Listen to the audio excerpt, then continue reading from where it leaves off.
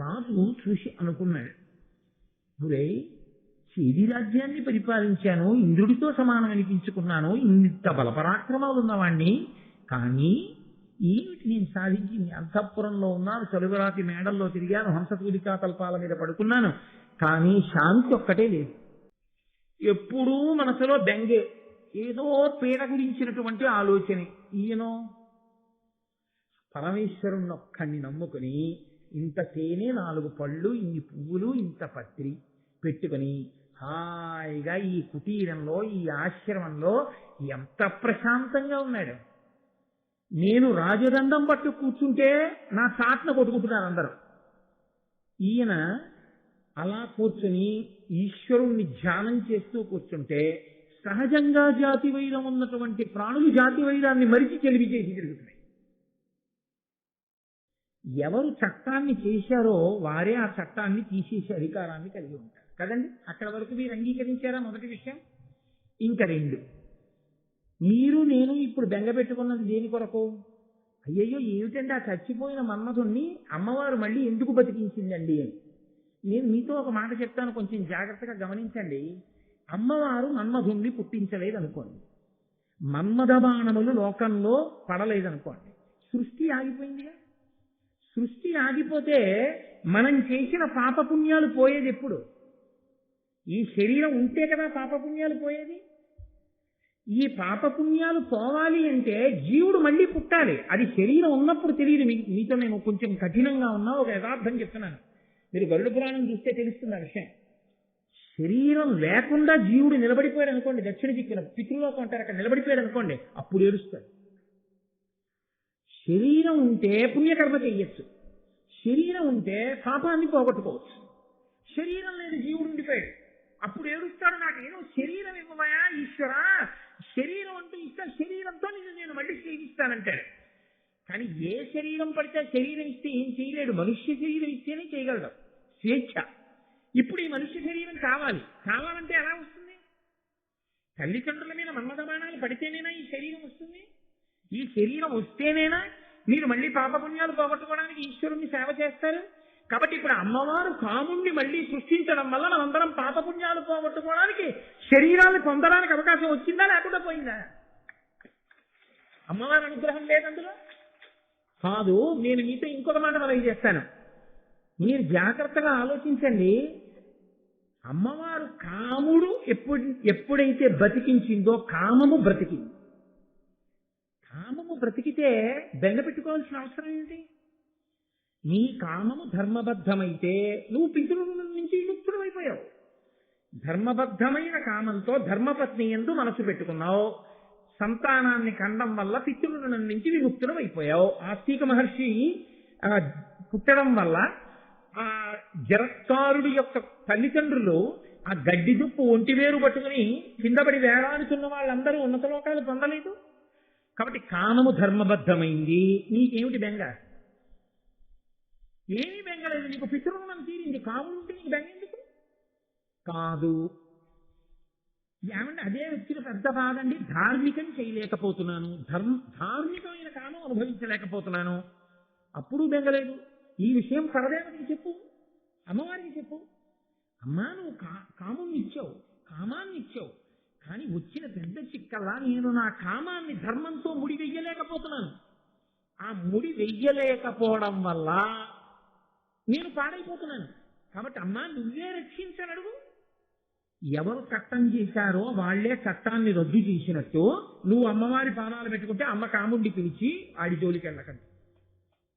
ఏమి నీకు భయం? దేనికి భయపడాలి? ఈ జీవితంలో అనేకమైన సంఘటనలు జరుగుతూ ఉంటాయి. అసలు యథార్థములకు జీవితమే సంఘటనల యొక్క పరంపర.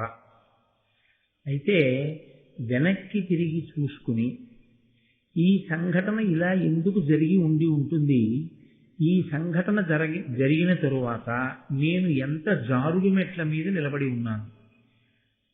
నిజంగా ఏదో పరమేశ్వర అనుగ్రహం ఉండి రక్షింపబడ్డాను, కానీ నేను ఈ సంఘటనలని అలా కొనసాగిస్తే ఏ స్థాయికి కింద పడిపోయి ఉండేవాణ్ణో అనేటటువంటి అభిప్రాయం ఒకరికి ఏర్పడింది అనుకోండి, వాడు వెంటనే మళ్ళీ మెట్లెక్కడం ప్రారంభించిన వాడు అని గుర్తు.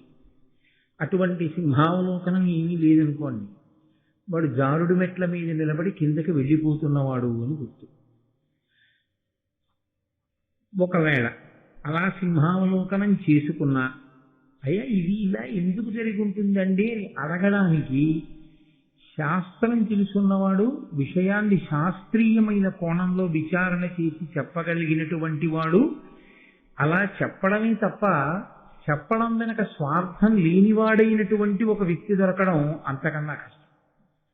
ఒకవేళ ఇలా రెండూ కలిసి వచ్చాయనుకోండి, అది వాళ్ళిద్దరితో పోయే విషయం కాదు. అది యుగాలతో సంబంధం లేకుండా జీవకోటిని తరింపచేసేటటువంటి ఒక గొప్ప సంఘటనగా చరిత్ర యందు మిగిలిపోతుంది. లేదనుకోండి, అవి ఎప్పుడూ ఒక సంఘటనల పరంపరగా వ్యక్తి స్థాయిలో, అంటే ఒక వ్యక్తి స్థాయిలో అలా ఉండిపోతాయి. నేను ఏ మాటలు ఇప్పుడు మీతో ప్రస్తావన చేశానో ఆ మాటల్ని నేను కథాపరంగా విశ్లేషించవలసి వస్తే, జనమేజయుడు సర్పయాగం చేశాడు. సర్పయాగం ప్రారంభం చేసినప్పుడు జనమేజయుని యొక్క అభిప్రాయం ఏమిటి? నీ చేస్తున్నది ఒప్పు, మా నాన్నని అంత కఠినంగా చంపినటువంటి ఆ తక్షకుణ్ణి సంహరించడం, తక్షకుని వంశంలో పుట్టినటువంటి సమస్తమైన ఆ పాముల్ని చంపడం ఎంత మాత్రమూ దోషభూయిష్టం కాదు, కాబట్టి నేను చంపేస్తాను అన్నాడు. ఆయన యాగం చేస్తాను అన్నప్పుడు తప్పయ్యా అలా యాగం చెయ్యకూడదు అన్నవాడు ఎవరైనా ఉన్నాడా జనమేజయుడితో? ఎవ్వరూ లేరు. లోకంలో తీరు ఎలా ఉంటుందంటే, మహారాజు మనసులో దీని ఎందు ప్రీతి ఉన్నది అన్న అభిప్రాయం ఉంటే సాధారణంగా దాన్ని అనుసరించే మాట్లాడతారు. మంత్రులు ఆ సర్పయాగం చెయ్యమని ప్రోత్సహించారు. వాస్తుశాస్త్రం చెప్పాడు ఒక్క ఆయన మాత్రం. ఒక పురాణజ్ఞుడు యాగశాల నిర్మాణంలో దోషం ఉంది, అందుకని ఈ యాగం ఆగిపోతుందని చెప్పాడు. అది కూడా ఒక బ్రాహ్మణుడి కారణంగా ఆగిపోతుంది అని చెప్పాడు. ఆయన పట్టించుకోలేదు జనమేజయుడు. మనం అంతే, వ్యక్తిగత సౌకర్యము, ఆ తర్వాత మనకుండేటటువంటి ఆవేశకావేశములనేటటువంటి పెనుగాలి యందు శాస్త్ర ప్రమాణములు కొట్టుకుపోయేటట్టుగా వదిలిపెట్టేస్తాం. దానికి అందరి నోటి వెంట వచ్చే మాట ఒకటే, ఏం పర్వాలేదులేండి అని విడిచిపెట్టేస్తాం. జనమేజయుడు అదే అన్నాడు, ఏం పర్వాలేదులేండి. ఎందుకు పర్వాలేదులేండి అంటే, శాస్త్రధిక్కారము జరిగేటట్టుగా క్రతువు జరుగుతున్నప్పుడు చెయ్యడానికి అక్కడ సంబారములు చేయించేవాళ్ళు ఎంత గొప్పవాళ్ళైనా అది నిలబడుతుందా? శాస్త్రధిక్కారము చేస్తే నిలబడదు, నిరూపించారు. ఆస్తిక మహర్షి వచ్చారు, సర్పయాగం ఆగిపోయింది. నిన్నను నేను మీతో కొన్ని పద్యాలు మనవి చేశాను, ఆస్తిక మహర్షి చదివినటువంటి పద్యాలు. అందులో ఆయన ఒక్కొక్క పద్యంలో ఒక్కొక్క విషయాన్ని స్పృశించాడు. ముందు పరీక్షిత్తుని పొగిడాడు, తర్వాత ఆయన వ్యక్తిత్వాన్ని, జనమేజయుని యొక్క వ్యక్తిత్వాన్ని పొగిడాడు. ఏ కోణంలో? యాగాలు చెయ్యడం, బ్రాహ్మణుల్ని ఆదరించడంలో ఆయన ఎంత గొప్పవాడో చెప్పాడు. తరువాత ఏం చెప్పాడు? లోకంలో అనేక యాగములు జరిగాయి, అందులో సర్వోత్కృష్టమైన యాగములు ఏవి చెబుతూ జనమేజయుని యాగం గురించి కూడా చెప్పాడు. నాలుగవసారి మాట్లాడుతూ జనమేజయుడు ఆ యాగం చెయ్యడం చేత అగ్నిహోత్రుడు ఎలా ప్రీతి చెందుతాడు, తరువాతి కాలంలో అగ్ని వలన ఆయన ఎటువంటి సంపత్తి పొందాలని తాను ఆశీర్వచనం చేస్తున్నాడు, ఈ విషయాలు చెప్పాడు. ఒక్క విషయంలో మాత్రం స్పష్టంగా నువ్వు చేస్తున్నటువంటి ఈ యాగము వలన లోకమునకు ఉపయోగం కలుగుతోంది అని ఎక్కడా చెప్పాడు. అసలు యాగము యొక్క ప్రధానమైన లక్షణం ఏదైనా ఉంటే రెండుంటాయి అందులో. యజమాని ఉండి యజమాని ఒక ప్రయోజనము కొరకు చేస్తే ఇహము, ఇక్కడేదో ప్రయోజనం నెరవేరుతుంది. దశరథుడు చేస్తే రాముణ్ణి కన్నాడు, పరము. ఇక్కడ ప్రయోజనం కొరకు కాదు అని చేస్తే ఊర్ధ్వలోకాల్లో నివసించగలిగినటువంటి గొప్ప శక్తిని యాగము కృప చేస్తుంది. ఈ రెండూ కాదు, లోకశాంతి. అసలు భారత ప్రారంభంలో జనమేజయుడు అటువంటి యాగంతో ప్రారంభం. భారతం లోకోపకారము కొరకు అందరూ బాగుండాలని చేసేటటువంటి యాగం. ఇప్పుడు జనమేజయుడు చేసేటటువంటి యాగం ఈ మూడిటిలో ఎందులోకి వస్తుంది? ఈ మూడిటిలో ఇందులోకి రాదు. ఇహము లేదు, పరము లేదు, లోకోపకారము లేదు. మిగిలినది ఏమిటయ్యింది? కక్ష. కక్ష కొరకు యాగం చెయ్యొచ్చా? ఇన్ని చేసిన నీ అనుభవం ఏమైనట్టు? ఇన్ని చేశానంటున్నావు, ఇంతమంది బ్రాహ్మణుల్ని ఆదరించానంటున్నావు, ఇంతమంది బ్రాహ్మణుల దగ్గర విషయములను తెలుసుకున్నానంటున్నావు, ఇన్ని యజ్ఞాలు చేశావు, ఇంత పరిపాలన చేశావు, తుదకు నీ మనసు యొక్క వ్యగ్రతకి లొంగిపోయి ఆ యాగం దేని కొరకు చేస్తున్నావంటే ఎప్పుడో మీ నాన్నని కరిచినటువంటి ఒక పాము యొక్క ఉద్ధతిని మనసులో స్మరణ చేసి మొత్తం పావుల్ని చంపడానికి యాగం చేస్తున్నావు. పోనీ అదైనా నీ అంత నీకుగా కలిగిన సంకల్పమా? కాదు. ఉదంకుడొచ్చి ప్రచోదనం చేశాడు అటువంటి యాగం చెయ్యమని. ఉదంకుడు ఎందుకు చెయ్యాలి? ఆయన కోపం ఆయనకుంది. తక్షకుడు ఎప్పుడో ఆయనకు అడ్డొచ్చాడు. ఆ గురుపత్తి పౌష్య మహారాజు గారి యొక్క భార్య కుండలములను తెస్తుంటే ఆయన అపహరించి తీసుకెళ్లి ఇబ్బంది పెట్టాడు అని. కాబట్టి భూతదయ లేకుండా చేసేటటువంటి యాగం ఏ ఫలితాన్ని ఇస్తుంది? కాబట్టి ఆఫ్ చేసి. చాలా గొప్ప విషయం ఏమిటంటే లోకంలో తనకి తట్టకపోయినా పెద్దలు చెప్పినప్పుడు వినగలరు. ఇదొక్కటి లేకే రావణాసురుడు పాడైపోయాడు. ఇదొక్కటి లేకే దుర్యోధనుడు పాడైపోయాడు. ఇదొక్కటి ఉండడం చంద్రవంశంలో పాండవుల యొక్క ఆస్తి. వాళ్ళకి తట్టకపోవచ్చు, కానీ కృష్ణుడు చెప్తే వింటారు పాండవులు. అలా జనమేజయుడు కూడా విన్నాడు. విని ఉత్తర క్షణంలో యాగాన్ని ఆఫ్ చేసేయండి అన్నాడు. ఇప్పుడు యాగం ఆఫ్ చేసేసిన తర్వాత అది ఒక సంఘటనగా జనమేజయుడు విడిచిపెట్టి ఉంటే వైశంపాయనుడు భారతం చెప్పాడు.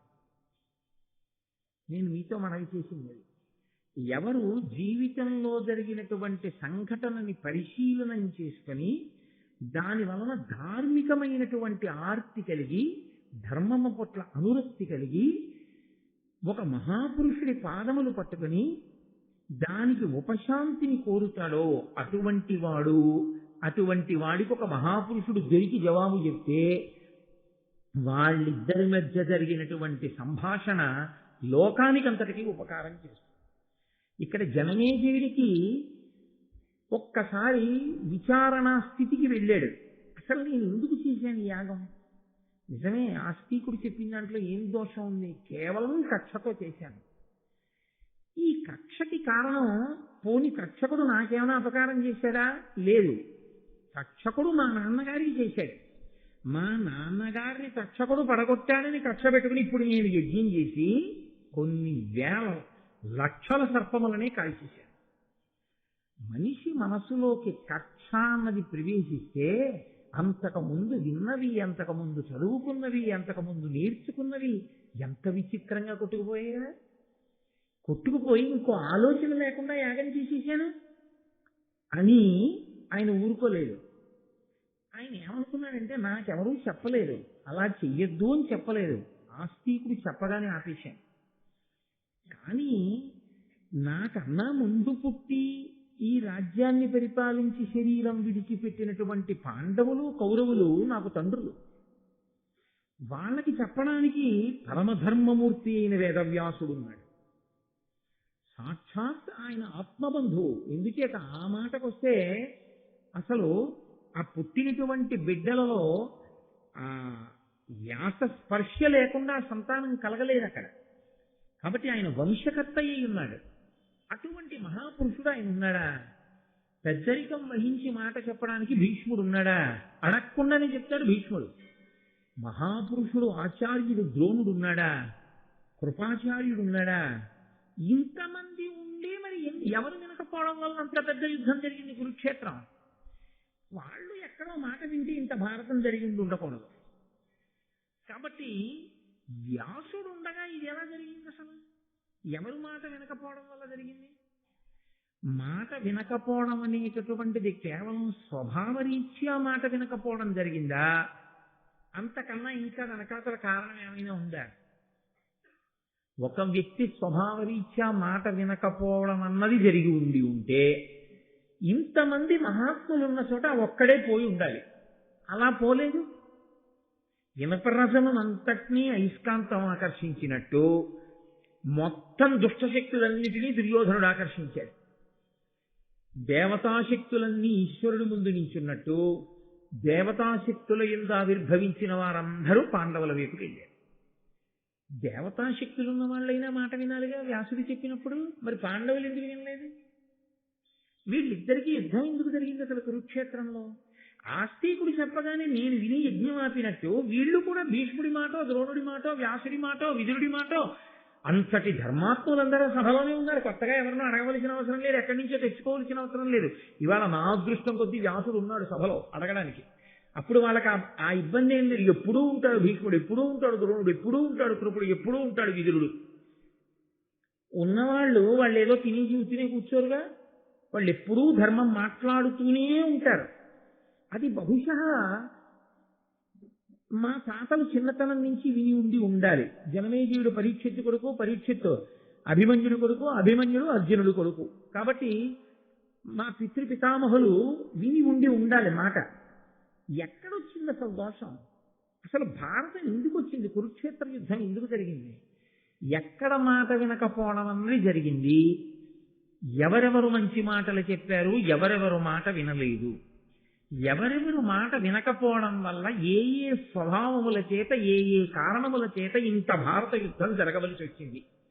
ఈ సంఘర్షణలో ఏవో చాలా గొప్ప గొప్ప విషయాలే ఉండుంటాయి తెలుసుకోవలసింది. ఇప్పుడు కథని కథగా చెప్పేవాడు కాదు కావలసింది, కథలో ఉన్నటువంటి ధర్మ సూక్ష్మములతో చెప్పేవాడు కావాలి మనకి. అదృష్టం ఏమిటంటే వ్యాసుడు ఉన్నాడు సభలో, యజ్ఞ పరీక్షకుడిగా కూర్చుని ఉన్నాడు. ఆ వ్యాసుడే మహాభారత రచన చేసినవాడు.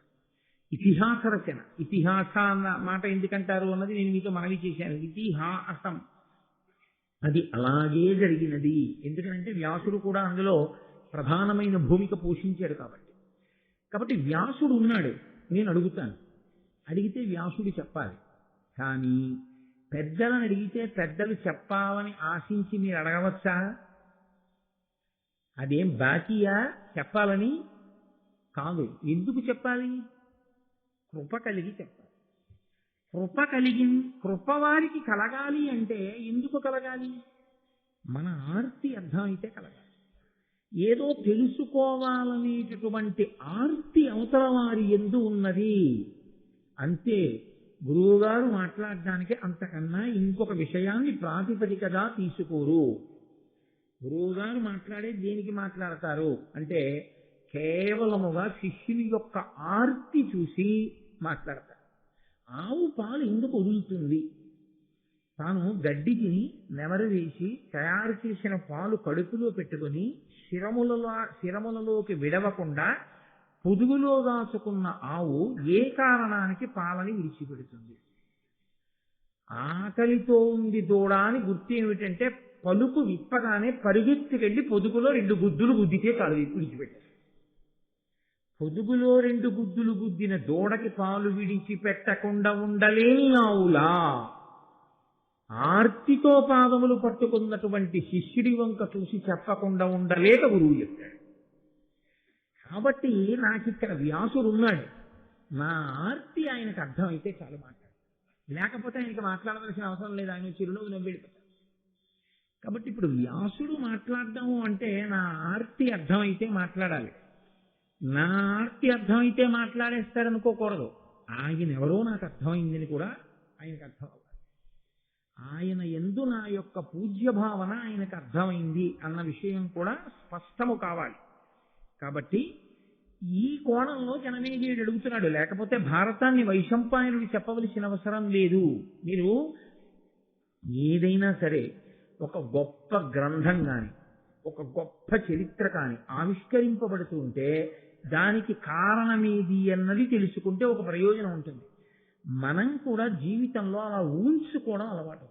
ఎందుకని అంటే తప్పు చెయ్యని వాడు, చెయ్యకుండా ఉండగలిగిన వాడు, అసలు ఏ తప్పు చెయ్యకుండా నా జీవితం ఉంది అన్నవాడు చాలా కష్టం. ఏదో తప్పు అజ్ఞానం చేతనో అమాయకత్వం చేతనో తెలిసో ఎక్కడో జరుగుతుంది. కానీ దానిని విచారణ చేసుకుని కనుక నేను దీన్ని పట్టుకోకూడదు అని బాగా ప్రతిజ్ఞ చేసుకుని నిలబడగలిగిన వాడే దిద్దుకోగలిగిన వాడు. లేకపోతే ఏదో ప్రతిదాన్ని చాలా చులకనగా తీసుకుంటూ పెద్ద విషయం ఏముందని కాకతాళీయము అంటారు. అలా కాకతాళీయంగా తీసుకున్నారనుకోండి, అలాంటి వారికి జీవితంలో ఎన్ని విననివ్వండి, ఎన్ని జరుగుతూ ఉండనివ్వండి, ఎన్ని చూస్తూ ఉండనివ్వండి, ఏమీ వరదు, కొత్తగా మార్పు రాదు. ఎందుకు రాదు అంటే ఒక్కటే కారణం, వాళ్ళు ఆగి వెనక్కి చూడరు, విన్నదాన్ని తమ జీవితానికి సమన్వయం చేసుకోరు. ఈ రెండు ఎక్కడ ఉండవో అక్కడ అభ్యున్నతి ఉండదు. అందుకే గురువాక్యము అన్నది ఎటువంటిది అంటే, గురువాక్యము వర్షం లాంటిది. శిష్యుడు ఎటువంటి వాడు అంటే, మట్టిలో ఉన్న విత్తనం అయితే మొలకెత్తుతుంది, రోటి మీద పడి ఉన్న విత్తనం అయితే మొలకెత్తు. వాన నీరు ఒకవేళ రోటి గుంతలోకి చేరి అందులోకి విత్తనం తడిసి నానుతూ ఉండిపోయినా ఆ విత్తనం మొలకెత్తదు. ఎందుకంటే ఒక్కటే కారణం, అది బండరాతి మీద ఉన్నది కాబట్టి మొలకలెత్తదు. దానికి సహజంగా మెత్తని మట్టిలో అది లేదు. అదే మట్టిలో ఉన్నటువంటి విత్తనం మీద ఒక్క చినుకు చాలు, మహావృక్షమై కూర్చుంది. అలా మహావృక్షము కావడానికి మట్టిలో ఉండడమే విత్తనం యొక్క ప్రధానమైనటువంటి యోగ్యత అయితే, విచారణ చేసుకుని తన జీవితంలోకి విన్న విషయాన్ని అన్వయం చేసుకుని నిలబడగలిగినటువంటి ప్రజ్ఞ ఉన్నవాడెవడో వాడు వేరొక ధర్మరాజు కాగలడు, తనని తాను దిద్దుకోగలడు. దాని కొరకు భారతాది ఇతిహాసములు వచ్చే, అందుకు ఇచ్చారు మహానుభావుడు వ్యాస భగవానుడు. ఇది నేను చెప్పకపోతే ఎలా సమన్వయం చేసుకుంటారు వాళ్ళ జీవితాన్ని, ఎలా వాళ్ళని వాళ్ళు దిద్దుకుంటారు, అందుకు ఇచ్చారు. కాబట్టి ఈ సంఘటన జరగడం మీరు కేవలముగా యాదృచ్ఛికము అన్న భావనతో మీరు ఉండకూడదు, నేనుండకూడదు. అసలు మహాభారతమునందు ఈ సంఘటన జరగడమే, జనమేజయుడికి అటువంటి ఆలోచన రావడమే మనకందరికీ కూడా సంస్కార భిక్ష పెట్టింది భారతం. లేకపోతే భారతం ఎలా వస్తుందండి? రచింపబడిన భారతం అలా ఉండిపోయేది. ప్రవచనంగా మారింది ఎప్పుడు అంటే, ఇదిగో జనమేజయుడు ఈ ప్రశ్న వేశాక ప్రవచన రూపాన్ని భారతం పొందింది. అప్పటి వరకు భారతానికి ప్రవచనం లేదు, అది గ్రంథ రూపంలో ఉంది. అలాగే ఉంటే ఎవరికి వాళ్ళు చదువుకోవాలి. ప్రవచన రూపంలోకి ఎప్పుడు మారిందంటే, ఇదిగో జనమేజయుడు వేదవ్యాసుని యొక్క పాదములు పట్టుకుని ఈ ప్రశ్న అడగడం ప్రారంభం చేస్తే అప్పుడు ఆ మహాభారతం ప్రవచన రూపంలోకి మారింది. కాబట్టి అయ్యో, నిజంగా ఆస్తిక మహర్షి వచ్చి రక్షించింది పావుల్నా, ఆస్తిక మహర్షి వచ్చి రక్షించింది నన్ను రక్షించాడు, నాకు అమృతం పెట్టాడు, లేకపోతే ఎంత పాపం చేసుకుంటూ పోదునో, ఎంత కష్టతో ఈ యాగం చేద్దునో, చివరికి ఏమి సాధించానని నేను అనుకోవాలి. అలా కాకుండా నన్ను రక్షించాడు మహానుభావుడు.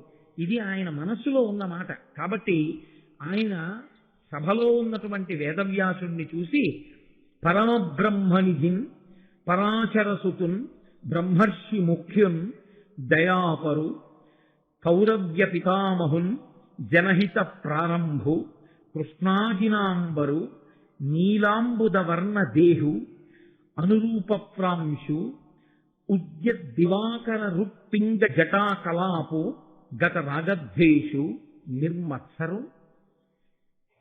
వ్యాసుడన్న మాట ఒక్కటే వదిలిపెట్టేసి, ఆయన పేరు విడిచిపెట్టేసి జనమేజయుడి గుండెలో వ్యాసుడిని తీసుకొచ్చి చెప్తున్నారు. జనమేజయుని గుండెలో వ్యాసుని పట్ల ఉన్న పూజ్య భావన. ఒక గురువు గారి దగ్గర కూర్చున్న శిష్యునికి అభ్యున్నతి ఎప్పుడు అంటే, గురువు గారి మీద ఆ పూజ్య భావన ఉంటేనే. ఆ పూజ్యభావన గురువు గారి మీద లేనినాడు అది శిష్యుడికి కొత్తగా ఏమీ తీసుకొచ్చి ఇవ్వదు, ఆయనకేమీ ఆర్ద్రత కల్పించదు, సంస్కార బీజములను నాటలేదు. అందుకే పేరు విడిచిపెట్టేశాడు. అసలు విడిచిపెట్టేసి వ్యాసుని గొప్పతనాన్ని స్మరిస్తున్నాడు జనమేజయుడు. పరమబ్రహ్మనిధిన్, సాక్షాత్తు పరబ్రహ్మమే రాశీభూతమై నా కన్నుల ఎదుట కూర్చుని ఉంది. పరాశరసుతున్, పరాశర మహర్షి యొక్క కుమారుడు, బ్రహ్మర్షి ముఖ్యున్, బ్రహ్మర్షులలో ముఖ్యమైన వాడు, దయాపరున్, ఇందుకు కదు మాట్లాడాలి, దయ కలిగిన వాడు, కౌరవ్య పితామహున్, కురువంశమునకంతటికీ కూడా పితామహ స్థానమునందున్నవాడు, జనహిత ప్రారంభు, జనమునకంతటికీ కూడా హితమును కల్పించడము అనేటటువంటి మార్గమునందు అష్టాదశ పురాణములను వేద విభాగమును చేసి లోకానికి 4 మంచి మాటలు చెప్పి జనాన్ని మంచి మార్గంలోకి మళ్లించడం అనేటటువంటి ప్రక్రియని ప్రారంభం చేసిన మహాపురుషుడు కృష్ణాజినాంబరు, కృష్ణాజినం కట్టుకుని ఉన్నవాడు, నీలాంబుదవర్ణ దేహు, నల్లని మేఘం ఎలా ఉంటుందో అటువంటి శరీరంతో ఉన్నవాడు, అటువంటి కాంతితో ఉన్నవాడు, అనురూప ప్రాంశు, ఆ పేరుకి తగినటువంటి గుణములు కలిగినటువంటి వాడు, ఉద్యద్దివాకర రుక్పింగ జటాకలాపు, అప్పుడే ఉదయించినటువంటి సూర్యబింబము నుంచి వచ్చేటటువంటి కాంతి ఎలా ఉంటుందో అటువంటి కాంతితో మిరిసిపోతున్నటువంటి ఎర్రని జటలు చుట్టబడినటువంటి ఆ కొప్పు కలిగినటువంటి వాడు, గత రాగద్వేషు, రాగద్వేషములు లేనివాడు, నిర్మత్సరున్, ఏమాత్సర్యము లేనివాడు. అసలు వ్యాసుడన్న మాట ఎక్కడన్నా వాడారా? వ్యాసుడు లోకానికి తెలుసు, జనమేజయుడికి తెలుసు, మీకు తెలుసు, నాకు తెలుసు. కానీ వ్యాసుడు జనమేజయుడి గుండెలో ఎలా ఉన్నాడో ఆ పద్యం చెప్పి గురువుగారి పేరుతో అందరికీ తెలుసు. గురువుగారు నీకెలా తెలుసు? నీ గుండెలో గురువుగారు ఏమిటి? ఈ విషయంలో పర్వతం ఎలా చెలించకుండా ఉంటుందో గురువుని నమ్మిన శిష్యుడు అలాగే ఉండాలి. తన గురువు పట్ల అంత పూజ్య భావనతో ఉండాలి. శిష్యుడి గుండెలో గురువు అంటే పరబ్రహ్మమే, దైవమే. గురుర్బ్రహ్మ గురుర్విష్ణు గురుర్దేవో మహేశ్వర గురు సాక్షాత్ పరబ్రహ్మ. అందుకే పరమబ్రహ్మనిధిన్ అంటూ మొదలుపెట్టారు. అటువంటి వ్యాసుడి వంక చూసి జనమేజయుడు ప్రశ్న వేస్తున్నాడు. ఒక్క పద్యంలో అడిగాడు. ఒక్క పద్యంలో ఎంత ఆర్తిని వెళ్ళబుచ్చాడో చూడండి. చేసిన యాగం నుంచి ఎంత ఆర్తి వచ్చింది. జీవితంలో ఏదో సంఘటనల రూపంలో జీవితం గడిచిపోయినటువంటి వాడికి ఈ విచారణ ఉండదు. ఆలోచించుకోగలిగినటువంటి వాడు, విచారణ చేసుకోగలిగిన వాడిలో ఎంత పరిశీలన ఉంటుందో, ఎంత ఆర్తి ఉంటుందో, ఎంత తాపత్రయం ఉంటుందో జనమేజయుడి పద్యంలో అర్థమవుతుంది. దీనికి వేదవ్యాసుడు జవాబు చెప్పవలసి వచ్చింది. ప్రీతితో మీరును భీష్మాది కురువృద్ధ రాజుల నుండి భూరాజ్య విభవమెల్ల విభాగించి ఇచ్చిన తమ తమ వృత్తుల నుండక వీటి పాండు ధృతరాష్ట్రనందను ధృతి చెడి వారేమి కారణంబున ప్రజాక్షయముగాగ భారత యుద్ధ ఉపార పరాక్రములు చేసిరి మీ పంపు చెయ్యరైరి ఎరిగి వారి నేల వారింపరు ఇట్టి గోత్ర కలహ నేల పుట్టే దీని కల తెరంగు తెలియంగా నా నతియుండు నాకు సన్మునీంద్రవంద్య గొప్ప మునుల చేత నమస్కరింపబడేటటువంటి స్వరూపము కలిగినటువంటి వాడా, ప్రీతితో మీరును భీష్మాది కురువృద్ధ రాజులు ఉండి భూరాజ్య విభవమెల్ల విభాగించి ఇచ్చినన్. పరమధర్మాత్ములు సమస్త శాస్త్రములు తెలిసిన మీరున్నారు. జనమేజయుడు వ్యాసుడిని అడుగుతున్నాడు. పరమధర్మాత్ముడైన భీష్మాచార్యుడున్నాడు, కురువృద్ధులున్నారు. వీళ్ళందరూ కలిసి రాజ్యాన్ని విభాగం చేశారు. ఇవ్వకుండా ఊరుకుని పంచుకోవడానికి దెబ్బలాడుకుంటే అది వేరు. అది ఎలా ఉంటుందంటే ఇదిగో గరుత్మంతుడు తినేసినటువంటి గజగజపాల్లో ఉంటుంది. కానీ ఇక్కడ దెబ్బలాడుకోవడానికి అవకాశం లేకుండా విభజించి ఇచ్చేశారు. ఎవరు విభజించి ఇచ్చారు? పరమధర్మాత్ములు విభజించి ఇచ్చారు. కాబట్టి ఇంకా దెబ్బలాడుకోవడానికి ఏముంది? ఏముండదు. రాజుల నుండి భూరాజ్య విభవమెల్ల విభాగించి ఇచ్చిన తమ తమ వృత్తుల నుండక వీగి పాండు ధృతరాష్ట్ర నందములు ధృతి చెడి వారేమి కారణమున ప్రజాక్షయముగాక భారత యుద్ధం అపార పరాక్రములు చేసిరి. వాళ్ళిద్దరికీ ఇచ్చేసిన తర్వాత మళ్ళీ ఆ రాజుల్ని కూడా తీసుకుని ఆ దుర్యోధనుడు ఈ రాజుల్ని కూడా తీసుకుని పాండవులు కురుక్షేత్ర యుద్ధ భూమికి ఎందుకు వెళ్ళారు? మీ మాటని ఎవరికి ఇచ్చిన రాజ్యం వాళ్ళు ఎందుకు పరిపాలించలేదు? వాళ్ళు ఎందుకు దెబ్బలాడుకున్నారు? అంటే తాను మాట వినడం వల్ల ఎంత గట్టెక్కేశాడో లోపల గుర్తొస్తోంది. కాబట్టి అసలు ఎందుకు వాళ్ళు యుద్ధం చేస్తే ఎందుకంత ప్రజాక్షయం అయిపోయింది? ఎందుకంతమంది చచ్చిపోయారు? భారత యుద్ధం అపార పరాక్రమలు చేసేది మీ పంపు చెయ్యరేది. మీరు చెప్పిన మాట వాళ్ళు ఎందుకు వినలేదు? ఎరిగి వారి నేల వారింపరు ఇట్టి గోత్ర కలహం ఎలా పుట్టే? బంధువుల్లో ఇంత కలహం ఎందుకు వచ్చింది? వాళ్ళని ఎవరూ ఆపలేకపోయారా? దీని కల తెలంగు తెలియంగా ఆనతియందు నాకు సన్మునీంద్ర వంద్య. ఇవన్నీ నాకు తెలుసుకోవాలనుంది. కాబట్టి నాకు అసలు ఈ గొడవలు ఎందుకు వచ్చాయి, ఎందుకు మాట వినలేదు మీ వంటి పెద్దలు ఉండగా. అంటే పెద్దల మాట విని ఉండి ఉంటే అన్నదొకటి జనమేజయుడిలోకి వచ్చిందా లేదా జరిగిన సంఘటనల వల్ల? చాలండి, గట్టెక్కిపోయారంటే జనమేజయుడి జీవితంలో. తెలియక తప్పు చేయడం తప్పు కాదు, తెలిసిన్నవారు చెప్పినప్పుడు దిద్దుకోవడం గొప్ప. అది వచ్చేసింది జనమేజయుడి. ఇది మా పూర్వీకులు ఎందుకు చేయలేదని వేస్తున్నాడు ప్రశ్న. ఇప్పుడు ఈ ప్రశ్న అడిగితే మహానుభావుడు వ్యాసుడు నోరు విప్పి ఒక్క మాట మాట్లాడాడు. ఆయన వైశంపాయనుడి వంక చూసి, నువ్వు చెప్పు. ఏం అలా ఎందుకు అనాలి? ఆయన మహాభారత రచన చేసి కూర్చోబెట్టుకుని మొట్టమొదట తన శిష్యుడికి చెప్పాడు. సుమంతుడు, పైలుడు, వైశంపాయనుడు, జైమిని వీళ్ళని కూర్చోబెట్టుకుని చెప్పాడు. శిష్యులు గురువు దగ్గర వినడము అంటే ఎలా వినాలి? పరమ జాగ్రత్తతో వినవలసి ఉంటుంది. ఎక్కడ ఏమాత్రం జారిపోతే వెళ్ళిపోతుందో అని అంత జాగ్రత్తగా విని ఉండి ఉంటే చదువుకోవలసిన పని లేదు. నువ్వు వెంటనే చెప్పగలిగి ఉండాలి భారతాన్ని. కాబట్టి గురువు మాట్లాడినా గురువు గారి పనుకున్న శిష్యుడు మాట్లాడుతున్నా ఇంకంతకన్నా అదృష్టం ఏంది? గురువు గారు పక్కన కూర్చుని శిష్యుడిని మాట్లాడు అన్నారనుకోండి, శిష్యుడు మాట్లాడుతుంటే గురువు ఎంత పొంగిపోతారు. ఓ, నేను చెప్పింది వీడు బాగా విన్నాడు, అందుకే ఇలా చెప్పగలుగుతున్నాడు. కాబట్టి నువ్వు చెప్పు, భారతం చెప్పు, జనమేం చేయించి. ఇప్పుడు మీరు ఒక్క విషయం ఆలోచించాలి. ఇక్కడి నుంచి భారతంలో శ్రోత వక్త మారుతున్నారు. ఇప్పటి వరకు ప్రవచనం చేసింది సౌతి, ఇప్పటి వరకు విన్నవాళ్ళు నైమిషారణ్యంలో శౌనకాది మహర్షులు. ఇంకా ఇక్కడి నుంచి ప్రవచనం చేస్తున్నవాడు వైశంపాయనుడు, వింటున్నవాడు జనమేజయుడు, కూర్చున్నవాడు వేదవ్యాసుడు. అంటే మొదట ఎవరు చెప్పారని సౌతి చెప్తున్నట్టు ఈ సంఘటన సౌతి చెప్తున్నాడు. కాబట్టి మొట్టమొదట మహాభారతాన్ని వ్యాస సమక్షంలోనే ప్రవచనం చేసినటువంటి ఘనత వైశంపాయనునకు దక్కింది. వైశంపాయనుడు భారతాన్ని ఏ కారణం వల్ల వ్యాసుడి యొక్క పాదాల దగ్గరే నిలబడి తడుముకోకుండా అంత గొప్పగా భారతాన్ని చెప్పగలిగాడు? ఒకే ఒక్క కారణానికి చెప్పగలిగాడు. ఏ కారణానికో తెలుసా అండి? తన గురించి ఒక్క పద్యం కూడా చెప్పకపోవడం వల్ల. ఇది భారతంలో పరమరహస్యం.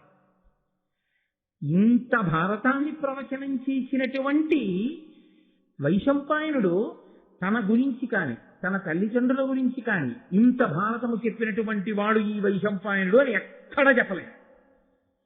ఆయన భారతం చెప్పే ముందు చేసిన పని ఏమిటంటే, గురువుగారు భారతం చెప్పు అనగానే వేదవ్యాసుడి పాదముల దగ్గర సాష్టాంగ నమస్కారం చేశారు. చేసి, గురువర్యా మీరు ఆనతి ఇచ్చారు అంటే కార్యం జరిగిపోయినట్టే, ప్రవచనం చేస్తాను, మీరు శాసించినట్లే భారతం చెప్తాను. వ్యాసుడి గురించి చెప్పాడు తప్ప అసలు తన గొప్పతనం ఎక్కడా ఆయన మాట్లాడలేదు.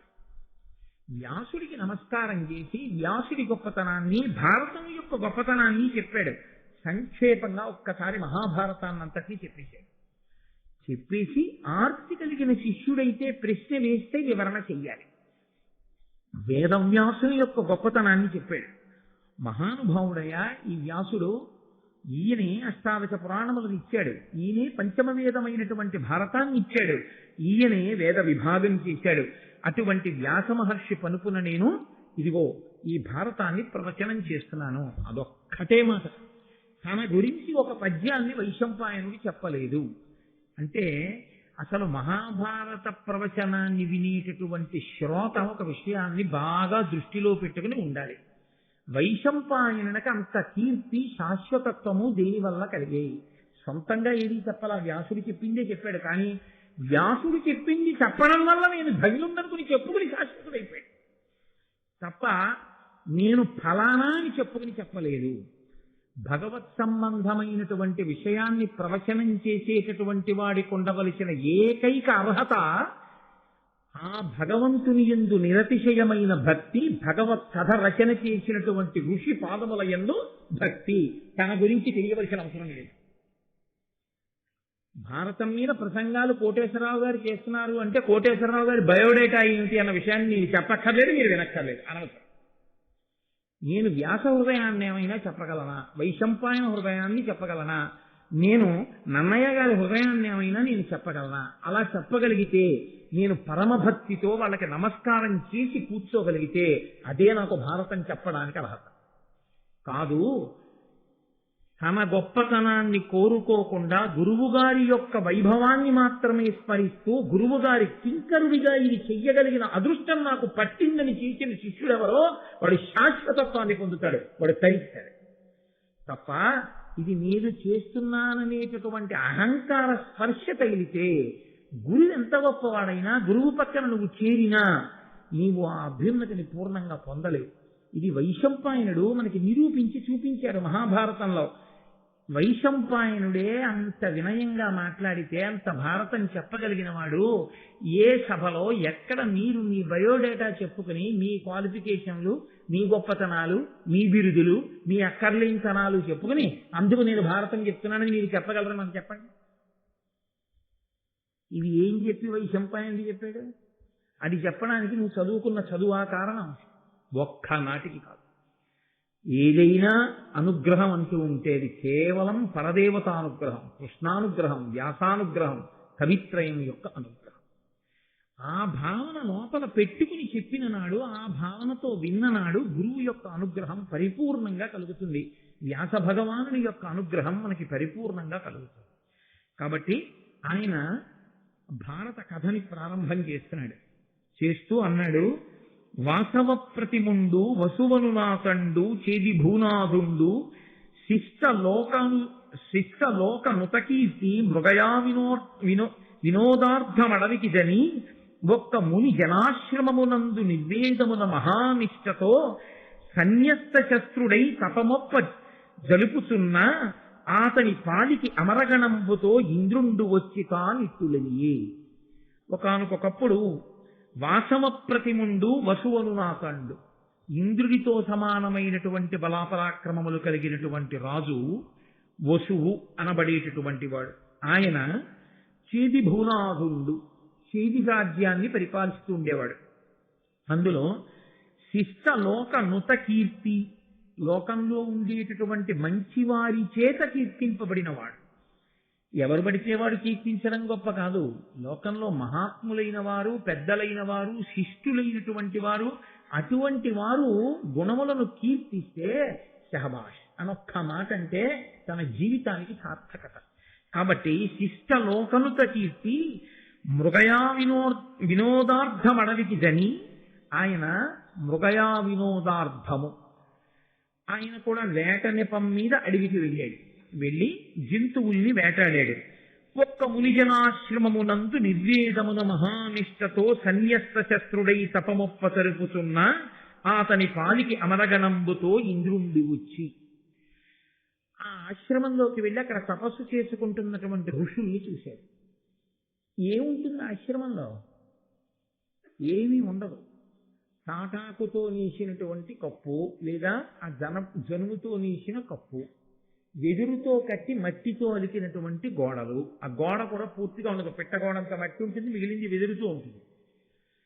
కర్రతో చేసినటువంటి ఒక ఆచమన పాత్ర, ఏదో కొద్దిగా కావలసినటువంటి సంభారములు, ఇన్ని పువ్వులు, ఇన్ని పత్రాలు, కాస్త తేనె, 4 పళ్ళు, ఇన్ని దుంపలు తప్ప ఇంకా ఏది అక్కడ భోగ వస్తువు అన్నది ఏది ఉండదు. మనం లోకంలో ఇది ఉంటే మనకి సుఖంగా ఉంటుందని మనం ఏమనుకుంటామో అవేమీ అక్కడ ఉండవు. ఎన్ని ఉన్నా సుఖశాంతులు లేని మనం ఉంటాం, ఇవేవీ లేకుండా శాంతిగా ఆయన అంతే తేడా. అందుకే అన్నీ ఉన్నవాడు శాంతి కోసం అక్కడికి వెళ్తుంటాడు. కాబట్టి ఇప్పుడు రాజుకి నిర్వేదం ఎందుకు కలిగింది? ఒక్క మునిజనాశ్రమమునందు నిర్వేదమును మహానిష్టతో సన్యస్త శస్త్రుడై తపమొప్పదలుపుతున్న అతని పాలికి అమరగణంబుతో ఇంద్రుండు వచ్చి తానిట్టులనియే అనవలసిన అవసరం ఏంటి? రాజు చూసి అనుకున్నాడు, ఒరే, చేది రాజ్యాన్ని పరిపాలించాను, ఇంద్రుడితో సమానం అనిపించుకున్నాను, ఇంత బలపరాక్రమాలు ఉన్నవాణ్ణి, కానీ ఏమిటి నేను సాధించింది? అంతఃపురంలో ఉన్నాను, చలుగురాతి మేడల్లో తిరిగాను, హంసతూలికా కల్పాల మీద పడుకున్నాను, కానీ శాంతి ఒక్కటే లేదు. ఎప్పుడూ మనసులో బెంగే, ఏదో పీడ గురించినటువంటి ఆలోచన. ఈయనో పరమేశ్వరుణ్ణి ఒక్కడిని నమ్ముకుని ఇంత తేనె, 4 పళ్ళు, ఇన్ని పువ్వులు, ఇంత పత్రి పెట్టుకుని హాయిగా ఈ కుటీరంలో, ఈ ఆశ్రమంలో ఎంత ప్రశాంతంగా ఉన్నాడు. నేను రాజదండం పట్టు కూర్చుంటే నా చాట్న కొట్టుకుంటున్నారు అందరూ. ఈయన అలా కూర్చుని ఈశ్వరుణ్ణి ధ్యానం చేస్తూ కూర్చుంటే సహజంగా జాతి వైరం ఉన్నటువంటి ప్రాణులు జాతి వైరాన్ని మరిచి చెలివి చేసి తిరుగుతున్నాయి ఈయన తపప్రభావానికి. ఇది కదురా అసలు మనిషి శాంతిగా బతకడం అంటే. ఇది ఏమిటి నేను పొందిందా రాసరికంలో, ఏమిటి నేను పొందిందా ఐశ్వర్యంలో? వద్దు అని ఇది వివేదం. అయ్యో నేను చేసింది నాకు దేనికి పనికొచ్చిందన్న భావన కలిగి ఆయన కూడా సైన్యాన్ని దూరంగా పెట్టేసి ఆ అస్త్రాలు శస్త్రాలు తీసి అవతల పారేసి చిచి వీటి గొడవ ఇంకొద్దని ప్రశాంతంగా కూర్చుని తపస్సు చేసుకోవడం మొదలెట్టాడు. చాలా చిత్రమైన విషయం కదండి. మార్పు రావడాన్ని మాట్లాడుతోంది భారతం అని మీరు గుర్తుపట్టాలి. జనమేజయుడు మార్పు దగ్గర మొదలుపెట్టి మార్పు రావడాన్నే మాట్లాడుతోంది. ఇంకా ఇప్పుడు ఆయన దగ్గరికి ఇంద్రుడు అమరగణములతో వచ్చాడంటే దేవతాగణములతో కూడినటువంటి వాడై ఆయన ఈయన దగ్గరికి వచ్చాడు. వచ్చి ఒక గొప్ప విమానాన్ని ఒకదాన్ని ఆయన దగ్గర పెట్టాడు. ఉన్నవి కాక కొత్తవి చేర్చాడు. చూడండి, అది విచిత్రం. ఇచ్చి అన్నాడు, నీవు నాకు సఖుడవు, ఇక నుంచి కేవలం భూమి మీద గొప్పతనం కాదు, ఈ విమానంలో నువ్వు స్వర్గలోకానికి వస్తుంది. కాసేపు నా దగ్గర 2-3 రోజులు ఉంటుండు, వెళ్ళిపో. ఇప్పుడు పెదవులతో పిలవడం ఒక ఎత్తు, గుండెతో పిలవడం ఒక ఎత్తు. ఎప్పుడైనా మా ఊరు వస్తే ఒకసారి రండి అన్నం వేరు. మీరు ఎలా అయినా ఖాళీ చేసుకుని మా ఇంట్లో 2 రోజులు ఉండేటట్టుగా రండి అన్నం వేరు కదా. మా ఊరు వస్తే రండి అన్నప్పుడే అర్థమైపోయింది. మన పని మీద ఏమైనా పెడితే ఒకసారి ఆయన ఇంటికి వెళ్ళాలి, ఉంటే ఉంటాడు నాకు తెలియదు. మీరు ప్రయత్నపూర్వకంగా మా ఇంటికి రండి 2 రోజులు, ఈ ఊళ్ళో 2 రోజులు మా ఇంట్లో ఉండి వెళ్ళాలి మీరు, తప్పదు అన్నాడు అనుకోండి. గుండెలతో పిలుస్తున్నాడండి కదండి. కాబట్టి ఇంద్రుడు ఈయన పొందిన శాంతికి మెచ్చి ఇవన్నీ ఇస్తున్నాడు. ఇప్పుడు ఇంకా శాంతి ఉంటుందా? ఇంకా కొత్త అల్లర్లు ప్రారంభమవుతాయా? కొత్త అల్లరే ప్రారంభం అవుతుంది. కాబట్టి ఇప్పుడు బాహ్యంలో గొప్ప వైభవాన్ని కృపచేస్తున్నాడు. ఒక దివ్య విమానాన్ని ఇచ్చి ఏదో మీరు అప్పుడప్పుడు మా దగ్గరికి వచ్చి స్వర్గలోకంలో కాసేపు కూర్చుని ఉండండి అంటే ఎలా పెడతాడు? ఒక దివ్య విమానం ఇచ్చాడు. ఈ విమానంలో స్వర్గలోకానికి వచ్చేస్తే 2-3 రోజులు మా దగ్గర ఉండి సంతోషంగా గడిపి వెడుతుందిగా. అంతేకాదు, నీకు ఈ మణి సువర్ణ విమానంతో పాటుగా నీ శరీరానికే ఒక దివ్యత్వం ఇచ్చేస్తున్నాను. ఇక నీకు కొత్త దీదీప్యమానమై దివ్యత్వముతో కూడినటువంటి శరీరమును పొంది ఉంటావు. వాడని పద్మాలతో కూడినటువంటి మాల ఒకటి నీకు ఇస్తున్నాను. అది వేసుకుని ఉంటే నీకు శత్రువులైనటువంటి రాజులు నీ మీద విడిచిపెట్టేటటువంటి బాణములు అసలు నీ శరీరానికి వచ్చి తగలవు. అది నిన్ను అలా కాపాడుతుంటుంది. ఆ పద్మాలు ఎన్నటికీ వాడిపోవు, అలాగే అవి ఎప్పుడు గుబాడిస్తూ ఉంటాయి. అటువంటి మాల ఇస్తున్నాను. దీనితో పాటుగా దుష్ట శిక్షణ శిష్ట రక్షణ చెయ్యడానికి నీకు వేణు ఇష్టిని కూడా ఇస్తున్నాను. అంటే ఒక వెదురు కర్ర ఒకటి ఇస్తున్నాను. అది ఒక దివ్యమైన వెదురు కర్ర. ఆ కర్ర నువ్వు చేత్తో పట్టుకుంటే దుష్టులను శిక్షించగలవు, శిష్టులను రక్షించగలవు. కాబట్టి ఇదిగో ఇవన్నీ నీకు ఇస్తున్నాను. కాబట్టి నువ్వు చక్కగా సంతోషంగా కాలం గడుపు. ఇప్పుడు ఆయన దేవేంద్రుడు ఏ సంవత్సరంలో ఏ తిథి నాడు తనకి ఇవన్నీ ఇచ్చాడో జ్ఞాపకం పెట్టుకుని ఆ తిథి నాడు ఉత్సవం చేస్తుండేవాడు. ఈ మాలని, ఈ విమానాన్ని, ఈ వేణు ఎత్తిని ఇవన్నీ నాకు ఇంద్రుడు కృప చేసిన రోజు అని ఇంద్రోత్సవము అని పేరు పెట్టి ఇంద్రపరంగా ఒక ఉత్సవం చేస్తుండేవాడు. ఘనముగా అయి ఇంద్రోత్సవమునరించు మహీపతులకు ఒగి ఆయుర్వర్ధనమునగు పెరుగు సంతతి అనవరతము ధరణి ప్రజకు అభివృద్ధియగున్. ఈయన్ని చూసి ఈ ఇంద్రోత్సవాన్ని పక్కనున్న రాజులు కూడా ప్రారంభం చేశారు. చిత్రం ఏంటంటే పరమశివుణ్ణి ఉద్దేశించి ఇంద్రుణ్ణి ఉద్దేశించి ఈ ఇంద్రోత్సవం ఎవరు చేస్తారో అటువంటి రాజులందరికీ కూడా ఆయుర్దాయం పెరుగుతుంది, సంతతి వృద్ధిలోకి వస్తారు. అనవరతము ఎప్పుడూ కూడా వాళ్ళు పరిపాలించేటటువంటి భూమి మీద ఉన్న ప్రజలు సుఖశాంతులను పొందుతారు. అంటే ఆ ఇంద్రోత్సవము కృతజ్ఞతా పురస్సరంగా చేసిన రాజులకి శివానుగ్రహంగా ఇంద్రానుగ్రహంగా అవి ఉన్నవాడు ఏది పొందుతున్నాడో అటువంటివి ఉత్సవం చేసిన వాడు కూడా పొందగలుగుతున్నాడు. కాబట్టి అందరూ ఆ ఉత్సవం చేసి సంతోషంగా ఉన్నారు. ఆ ఇంద్రుడు ఇచ్చిన వరంతో ఈ వసువుకి బృహద్రథుడు, మణివాహనుడు, సౌబలుడు, యదువు, రాజన్యుడు అనబడేటటువంటి 5 కుమారులు జన్మించారు. చాలా సంతోషంగా ఉన్నారు. ఐదుగురు కొడుకులు పుట్టారు. పరమ సంతోషంగా ఉన్నాడు. ఇంద్రోత్సవం చేస్తున్నాడు. పక్క రాజులు కూడా నేర్చుకున్నారు. ఆనందంగా కాలం గడిచిపోతోంది. ఈ కాలం గడిచిపోతున్నటువంటి రోజులలోనే ఒక చిత్రమైనటువంటి సంఘటనల పరంపర ఒకటి జరిగింది. ఈయన రాజధాని నగరానికి చాలా దగ్గరలో శుక్తిమతి అని ఒక నది ప్రవహిస్తూ ఉండేది. సాధారణంగా రాజుల యొక్క కోటకి చాలా దగ్గరలో ఎప్పుడు ఏదో ఒక నదీ ప్రవాహం వెడుతూ ఉంటుంది. కందకాల్లో నీటిని నింపడానికి, కోటలో ఉన్న వాళ్ళకి కావలసినటువంటి నీరు దొరకడానికి వాళ్ళు ఎప్పుడు నీటి ఒడ్డునే కోట కడతారు. కాబట్టి అక్కడ ఆ శుక్తిమతి అనబడేటటువంటి నది ప్రవహిస్తుంది. నదిని స్త్రీవాచకంతో చెప్తారు, సముద్రాన్ని పుంవాచకంతో చెప్తారు. అందుకే నదులన్నీ సముద్రుణ్ణి చేరుతాయి. సముద్రుణ్ణి భర్తగా చెప్తారు, నదుల్ని పత్నులుగా చెప్తారు. ఈ శుక్తిమతి అనేటటువంటి నది ప్రవాహం వెడుతున్నప్పుడు ఆవిడ అందచందాలు చూసిందో పర్వతం. ఆ పర్వతం పేరు కోలాహలము. ఆ పర్వతానికి ఈ నది నచ్చింది. ఈవిడ మీద మనసు పెంచుకున్నాడు. అంటే ఏమన్నా అలా ఉంటుందా లోకంలో అని మీరు అనుకోకూడదు. జీవుడు అని ఒకడు ఉంటాడు. ఇప్పుడు నేను అన్నప్పుడు జీవుడు ఒకడు ఉంటాడు అనుభవించడానికి. అసలు యథార్థమునకు జీవుడు అనుభవించడానికే సుఖ దుఃఖాలు ఈ శరీరం వస్తుంది. ఈ శరీరం ఈశ్వరుడు ఎందుకు ఇస్తాడంటే పాపం తీయాలి, పుణ్యం తీసేయాలి. ఈ రెండు ఎలా తీసేయాలి? దీన్నో దాన్ని ఇస్తాడు, ఈ శరీరాన్ని ఇస్తాడు. ఇచ్చి జీవుడిని ఇందులో పెడతాడు. పెడితే ఈ మోకాలు నెప్పెట్టింది అనుకోండి, మరి ఏమిటోనండి మోకాలు నొప్పి జీవుడు ఎవరి మోకాలు మీదో కిందటి జన్మలో కొట్టినటువంటి పాపాన్ని ఇప్పుడు పోగొట్టుకుంటాడు. ఇది ఉంది కాబట్టి అందరూ రోహిణీ కార్తీలో విలవిల్లాడిపోతుంటే ఈయనొక్కడు ఏసీలో కూర్చుంటాడు. అప్పుడు సుఖం పేరుతో ఇది సంతోషిస్తూ ఉంటుంది, పుణ్యాన్ని అలా తీసేస్తాడు. ఇప్పుడు ఏం పోతున్నట్లది మీరు లెక్కేసుకోవాల్సి ఉంటుంది. సుఖం అనుభవిస్తే పుణ్యం పోతోంది, దుఃఖం అనుభవిస్తే పాపం పోతోంది. ఈ రెండు అనుభవాలకి ఇదే కావాలి. ఇప్పుడు ఈ రెండిటి కోసం ఇది ఇచ్చి దీనిలో జీవుణ్ణి కూర్చోబెడతారు. ఈ జీవుడు కనబడుతున్నాడా? ఇదే కనబడుతూ ఉంటుంది. డాక్టర్ గారి దగ్గరికి వెళ్తే ఈ నిప్పి చేత జీవుడు కనబడుతున్నాడా? ఇది నిప్పెడుతోందండి మోకాలంటాం కదండి. జీవుడు ఒకడు ఉంటాడు. వీళ్ళు జీవస్థాయిలో మాట్లాడుతున్నారని మీరు అర్థం చేసుకోవాలి. అందుకని కోలాహలమన్న పర్వతానికి ఈ శుక్తిమతి అన్న నది నచ్చి ఆయన అమాంత కోలాహలం అనేటటువంటి పర్వతం లేచొచ్చి ఈ శుక్తిమతి అనేటటువంటి నదీ ప్రవాహానికి అడ్డంగా కూర్చుంది. అనగా స్త్రీ పురుష సంబంధంగా అనుభవించింది అని ఒక మాట అంటే దోషమేం లేదు.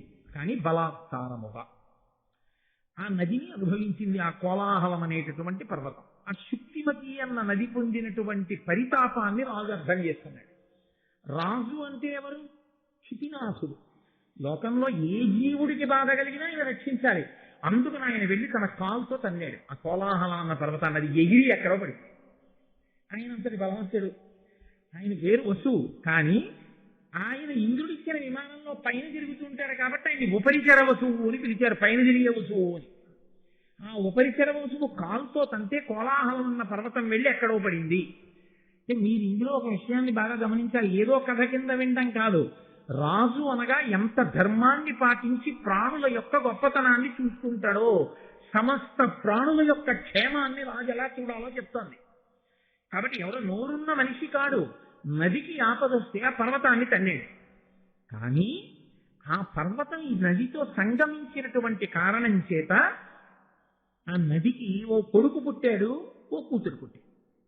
వాళ్ళు మనుష్య శరీరంతో పుట్టారు. ఈశ్వరాజ్ఞ. దీనికి కారణం ఏమిటి అన్నది నేను మీకు బాగా అర్థం కావలసిన స్థితి ఒకటి వస్తుంది.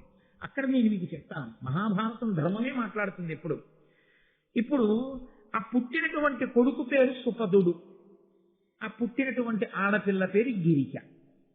నది అండి మహానుభావుడు అదిగో ఆ ఉపరిచరవసు వచ్చి కాలుతో తన్నాడు కాబట్టి ఆ కోలాహలం అన్న పర్వతం ఎక్కడో పడింది. నాకు అదిగో ఆ కోలాహలం అన్న పర్వతం వల్ల ఓ కొడుకు కూతురు పుట్టాడు. వీళ్ళని రాజుకి అప్పచెప్పేస్తానని రాజుకి ఇచ్చి కానుక. రాజు ఇందులో ఈ గిరిక యొక్క అందచందాలు చూసి సంతోషించి తాను పెళ్లి చేసుకున్నాడు. ఈ పిల్లవాడున్నాడే సుపదుడు, వీణ్ణి తన సేనాపతిగా నియామకం చేశాడు. ఇప్పుడు శుక్తిమతి నదికి పుట్టినటువంటి కొడుకు ఉపరిచర వసువు యొక్క సేనాపతి, శుక్తిమతి నదికి కోలాహల పర్వతానికి పుట్టినటువంటి కూతురు గిరిక ఉపరిచర వసువుకి భార్య. ఇక్కడ మీరు కొంచెం విశాల హృదయంతో జాగ్రత్తగా వినవలసి ఉంటుంది. లేకపోతే వ్యాస భగవానుడికి నన్నయ్య గారికి ఇంత చాలా తక్కువ స్థాయిలో రచన చెయ్యవలసిన అగత్యం పట్టిన వాళ్ళు కారు వాళ్ళు అన్న పవిత్ర హృదయంతో వినవలసి. ఈ గిరికి అందచందాల మీద రాజు యొక్క మనసు నిలబడింది. ఎప్పుడు నిలబడి ఉంది? ఆమె ఋతుమతి అయ్యి ఉన్నది ఒకసారి. అప్పుడు ఈయన పితృదేవతలు పిలిచి, ఉపరిచర వసువు యొక్క పితృదేవతలు పిలిచి, నీ భార్య ఋతుమతి అయి ఉన్నది, అందుకని నీవు వెళ్ళి ఆమెకి మాంసాహారమును తెచ్చి పెట్టు అన్నాడు. నేను దాపరికం లేకుండా ధర్మాన్ని మాట్లాడవలసి వస్తే మీతో ఒక విషయాన్ని నేను ప్రస్తావన చేయవలసి ఉంది. బ్రహ్మచర్యము అని శాస్త్రంలో ఒక మాట. ఈ బ్రహ్మచర్యము అన్నది గృహస్థాశ్రమ ప్రవేశాత్ పూర్వ బ్రహ్మచర్యము ఒకటి ఉంది. గృహస్థాశ్రమ ప్రవేశం తర్వాత కూడా బ్రహ్మచర్యం ఎలా ఉంటుంది అంటే, సంతానములు పొందడం అనేటటువంటిదే ప్రధానమైన ప్రయోజనం గృహస్థాశ్రమానికి. కాబట్టి సంతానములు పొందడానికి అత్యంత యోగ్యమైన కాలము ఋతుస్నాత అయిన భార్యా సంగమము కనుక, ఋతుస్నాత అయి భార్య ఉన్న కాలంలో భర్త ఎక్కడికో వెళ్ళిపోడు, భార్య దగ్గరే ఉంటాడు. అది ఆయనకి ధర్మం, అది పతి ధర్మం, ఇది పత్ని ధర్మం. సత్సంతానము కొరకు, ఎందుకంటే వివాహము ప్రజాపత్యర్థం కాబట్టి ఆమె యొక్క బలం, ఆమె యొక్క శక్తి బాగా ఉంటేనే మంచి పిల్లవాడు లోపల తయారవుతాడు. ఆమె ఋతుమతి అయ్యింది కాబట్టి, క్షత్రియుడివి కాబట్టి వేటాడి మాంసం తెచ్చి ఆవిడికి పెట్టు. ఆమె ఋతుస్నాత అయిన తరువాత నువ్వు సంగమిస్తే మంచి సంతానం కలుగుతుంది. అది ఆంతరవాక్కు. అందుకని పితృదేవతలు చెప్పిన మాట విని ఉపరిచర వసువు వేటకెళ్ళాడు. వేటకి వెళ్ళి ఆయన జంతువుల్ని వేటాడుతున్నాడు. ఆయన మహానుభావుడు, సామాన్యుడు కాడు. నన్నయ్య గారు ఆయన్ని అమోఘ వీర్యుడు అని పిలిచారు. అమోఘ వీర్యుడు అంటే ఏ కారణము చేత కూడా నిష్ప్రయోజనమయ్యేటట్టుగా వీర్యము స్ఖలనమయ్యేవాడు కాడు అని దాని అర్థం. అంటే ఈ మాటని నేను మీకు బాగా అర్థం అవడానికి ఒక ఉపమానంతో చెప్తే మీరు తేలిగ్గా పట్టుకోగలుగుతారు. నేను ఎక్కువ దాని గురించి ప్రసంగం చెయ్యక్కర్లేదు. ఒక మహానుభావుడు తెల్లవారుజామున 5 గంటలకి కూర్చుని ఇలా ఆసనం వేసుకుని వెన్నుపాము నిటారుగా పెట్టి భ్రూమధ్యమునందు చూసి జపం చేసుకోవడం మొదలు పెడితే రాత్రి 9 గంటలకి కన్నులు విప్పి ఒక పావు గంట అయి ఉంటుందా అని అడిగాడు. ఆయన అడిగితే తెల్లవారుజామున 5 గంటలకు కూర్చున్నారు మీరు జపానికి, ఇప్పుడు రాత్రి 9 అయింది అంటే మీరు 16 గంటలు జపం చేశారు, మీరు పావు గంట అయిందా అని అడుగుతున్నారు. అంటే ఇప్పుడు ఇది నాకెలా ఉంటుంది? నాలాంటి వాడి అమోఘం రా మహానుభావుడు 16 గంటలు అసలు కూర్చున్నవాడు కూర్చున్నట్టు ఇలా ఎలా ఉన్నాడు జపం చేస్తూ? అంతసేపు కూర్చుని పైగా పావు గంట అయిందా అని అడిగాడా? అలా ఎలా ఉండిపోయాడండి ధ్యానంలో అని ఆయన గురించి నేను ఆలోచించినప్పుడు నా స్థాయిలో నాకు ఆయన్ని ఏమంటాను? మహానుభావుడండి బాబు, నిజంగా అలా ఎలా కూర్చున్నాడండి అంటాను. ఎందుకని? నేను అలా ఉండలేను కాబట్టి నాకు ఆయన మహానుభావుడు కదండి. నేను కూడా అలా ఉండగలను అనుకోండి, నేను 17 గంటలో 18 గంటలో కూర్చోగలను అనుకోండి. అలా నాకు జపం చేసినప్పుడు పావు గంటలాగో 10 నిమిషాలలాగో అనిపిస్తుంది అనుకోండి, కొన్ని గంటలు జపం చేసిన. అప్పుడు నేను ఏమంటాను? ఓ నవ్వు నవ్వి ఊరు.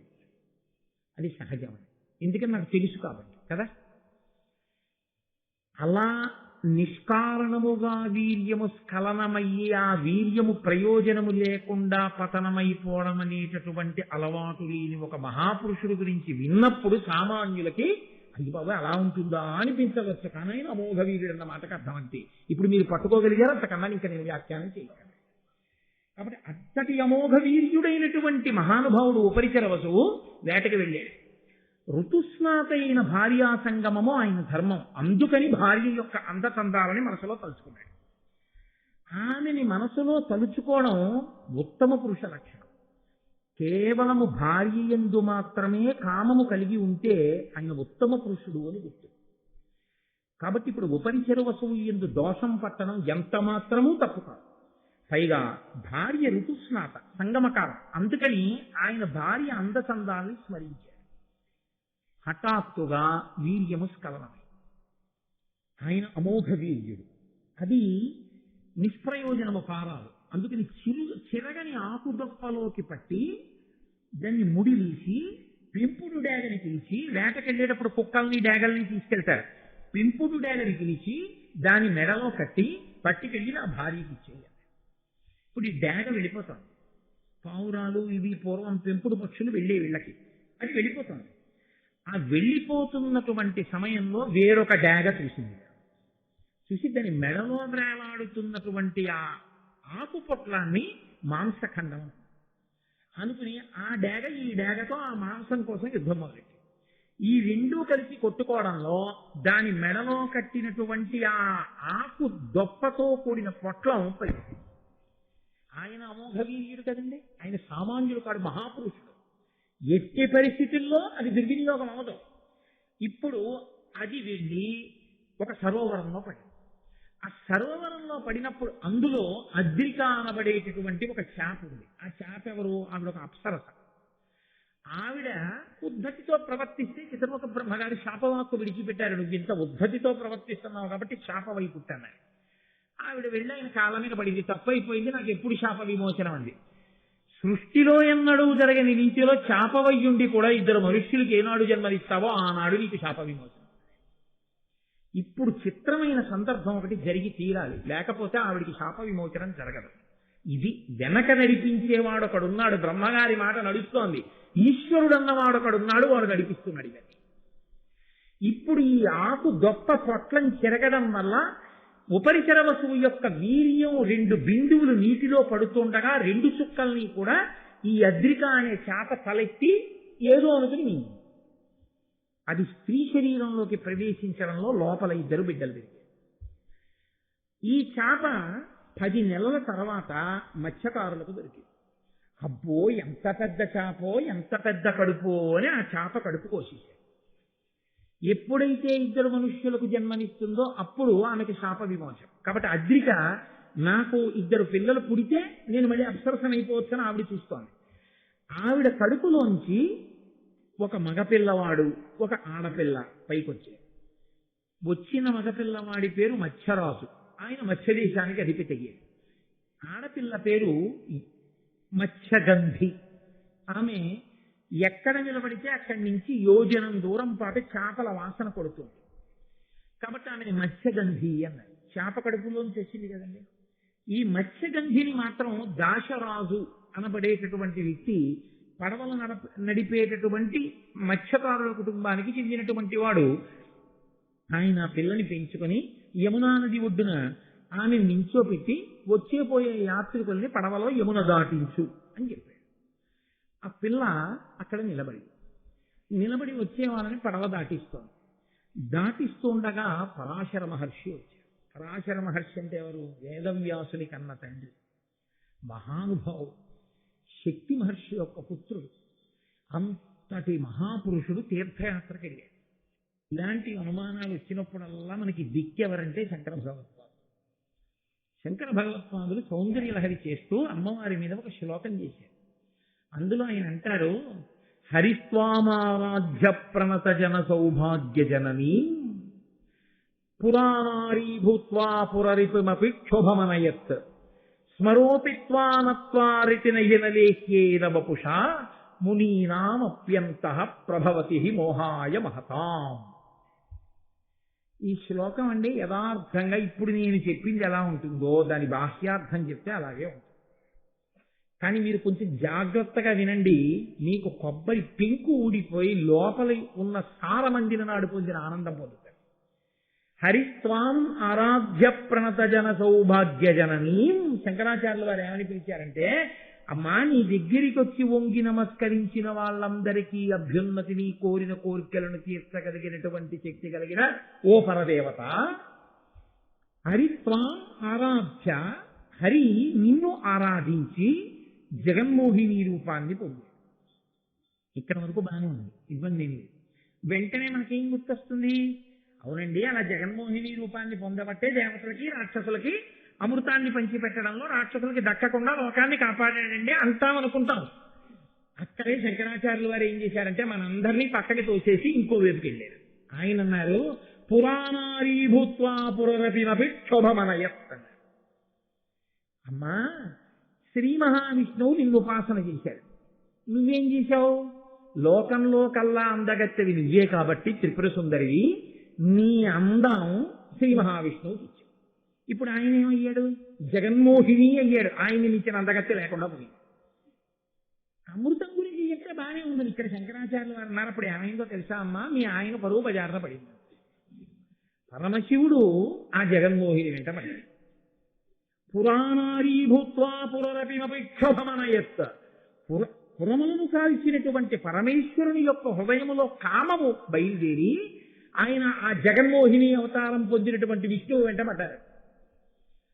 అమ్మా, ఎంత తమాషా చేశావమ్మా, పోనూరుకున్నావా? స్మరోపిత్వానత్వారకి నయనలేశ్యేన వపుష. ఆ పరమశివుడు మన్మధుడిని కాల్చేశాడు. కాల్చిస్తే ఇంకేముంది? జననము లేదు, మరణము లేదు, ఎవరి మీద కాముడు బాణాలు వేయడం లేదు, హాయ్ సుఖంగా ఉన్నారు అందరూ అని మనం అనుకుందాం కాసేపు. అమ్మవారు ఏం చేసింది? మన్మధుడిని బతికించి పైగా ఏం చేసింది? ఎవ్వరికీ కనపడవురా, ఒక్క మీ ఆవిడికే కనపడతాడు. రతీదేవికి కనపడతాడు, లోకానికి కనపడ్డాడు. కానీ ఇప్పుడు ఎటువైపు నుంచి వచ్చి ఎవరి మీద బాణం వేస్తాడో, ఎంత నిష్టగా ఉన్నవాడో ఆ బాణానికి ఏమైపోతాడో ఎవరికి తెలియని స్థితి వచ్చి మునీనామప్యంత ప్రభవతి మోహాయ మహతాం. అమ్మ, దీనివల్ల ఏమైందంటే ముక్కు మూసుకుని హిమాలయ పర్వతాల్లో తపస్సులు చేసేటటువంటి మహర్షులు కూడా భయపడిపోతున్నారు. అప్పుడప్పుడు వాళ్ళు కూడా కామానికి వశులైపోతున్నారు. కాబట్టి అమ్మ, ఇంత గొప్ప పని చేసి నీకో నమస్కారం. ఇది పైకి బాగుందేమో, మీరు కొంచెం జాగ్రత్తగా ఆలోచిస్తే ఇంత గొప్ప అందాన్ని శ్రీ మహావిష్ణువుకి ఇచ్చి పరమశివుడి ప్రతిష్ట బజారున పడేయడం పతివ్రత లక్షణమా? 2, ఆ కాముడు లేకపోతే పుట్టుక లేదు, సాగు లేదు, భారతం విన్నము లేదు, గొడవ లేదు, ధర్మము లేదు, అల్లరి లేదు.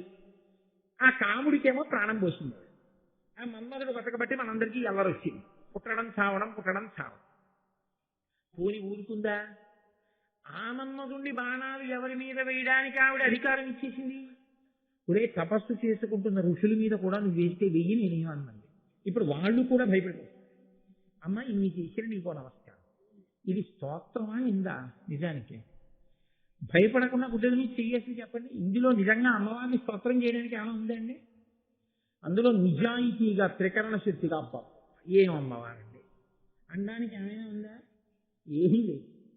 మరి ఏమీ లేని దానికి శంకరాచార్యుల వారు సౌందర్యలహరిలో శ్లోకం ఎందుకు ఇచ్చినట్టు? నేను మీతో ఒక ముఖ్యమైన విషయాన్ని ప్రతిపాదన చేస్తాను, దాన్ని ఆధారంగా మీరు పట్టుకోండి. ప్రభుత్వం ఏదో చట్టం చేసింది. ఆ చట్టం ఉండకుండా ఉంటే బాగుండు, ఉండకుండా ఉంటే బాగుండు, ఉండకుండా ఉంటే బాగుండని మనం అందరం అన్నాం. పోతుందా చట్టం? పోదు. ఈ చట్టం ఇవాళ నుంచి ఉండట్లేదు అని ప్రభుత్వం అంది. ఏమవుతుందా చట్టం? పోయింది. ఎవరు చట్టాన్ని చేశారో వారే ఆ చట్టాన్ని తీసేసే అధికారాన్ని కలిగి ఉంటారు కదండి. అక్కడ వరకు మీరు అంగీకరించారా? మొదటి విషయం. ఇంకా 2, మీరు నేను ఇప్పుడు బెంగ పెట్టుకున్నది దేని కొరకు? అయ్యయ్యో, ఏమిటండి ఆ చచ్చిపోయిన మన్మధుణ్ణి అమ్మవారు మళ్ళీ ఎందుకు బతికించిందండి అని. నేను మీతో ఒక మాట చెప్తాను, కొంచెం జాగ్రత్తగా గమనించండి. అమ్మవారు మన్మధుణ్ణి పుట్టించలేదనుకోండి, మన్మథ బాణములు లోకంలో పడలేదనుకోండి, సృష్టి ఆగిపోయిందిగా. సృష్టి ఆగిపోతే మనం చేసిన పాపపుణ్యాలు పోయేది ఎప్పుడు? ఈ శరీరం ఉంటే కదా పాపపుణ్యాలు పోయేది. ఈ పాపపుణ్యాలు పోవాలి అంటే జీవుడు మళ్ళీ పుట్టాలి. అది శరీరం ఉన్నప్పుడు తెలియదు. మీతో నేను కొంచెం కఠినంగా ఉన్నా ఒక యథార్థం చెప్తున్నాను. మీరు గరుడ పురాణం చూస్తే తెలుస్తుంది ఆ విషయం. శరీరం లేకుండా జీవుడు నిలబడిపోయాడు అనుకోండి, దక్షిణ దిక్కున పితృలోకం అంటారు, అక్కడ నిలబడిపోయాడు అనుకోండి, అప్పుడు ఏడుస్తాడు. శరీరం ఉంటే పుణ్యకర్మ చెయ్యొచ్చు, శరీరం ఉంటే పాపాన్ని పోగొట్టుకోవచ్చు. శరీరం లేని జీవుడు ఉండిపోయాడు. అప్పుడు ఏడుస్తాడు, నాకు ఏదో శరీరం ఇవ్వమయా ఈశ్వరా, శరీరం అంటూ ఇస్తా, శరీరంతో నేను మళ్ళీ జీవిస్తానంటాడు. కానీ ఏ శరీరం పడితే శరీరం ఇస్తే ఏం చేయలేడు, మనుష్య శరీరం ఇస్తేనే చేయగలడు, స్వేచ్ఛ. ఇప్పుడు ఈ మనుష్య శరీరం కావాలంటే ఎలా వస్తుంది? తల్లిదండ్రుల మీద మన్మథబాణాలు పడితేనేనా ఈ శరీరం వస్తుంది? ఈ శరీరం వస్తేనేనా మీరు మళ్ళీ పాపపుణ్యాలు పోగొట్టుకోవడానికి ఈశ్వరుణ్ణి సేవ చేస్తారు?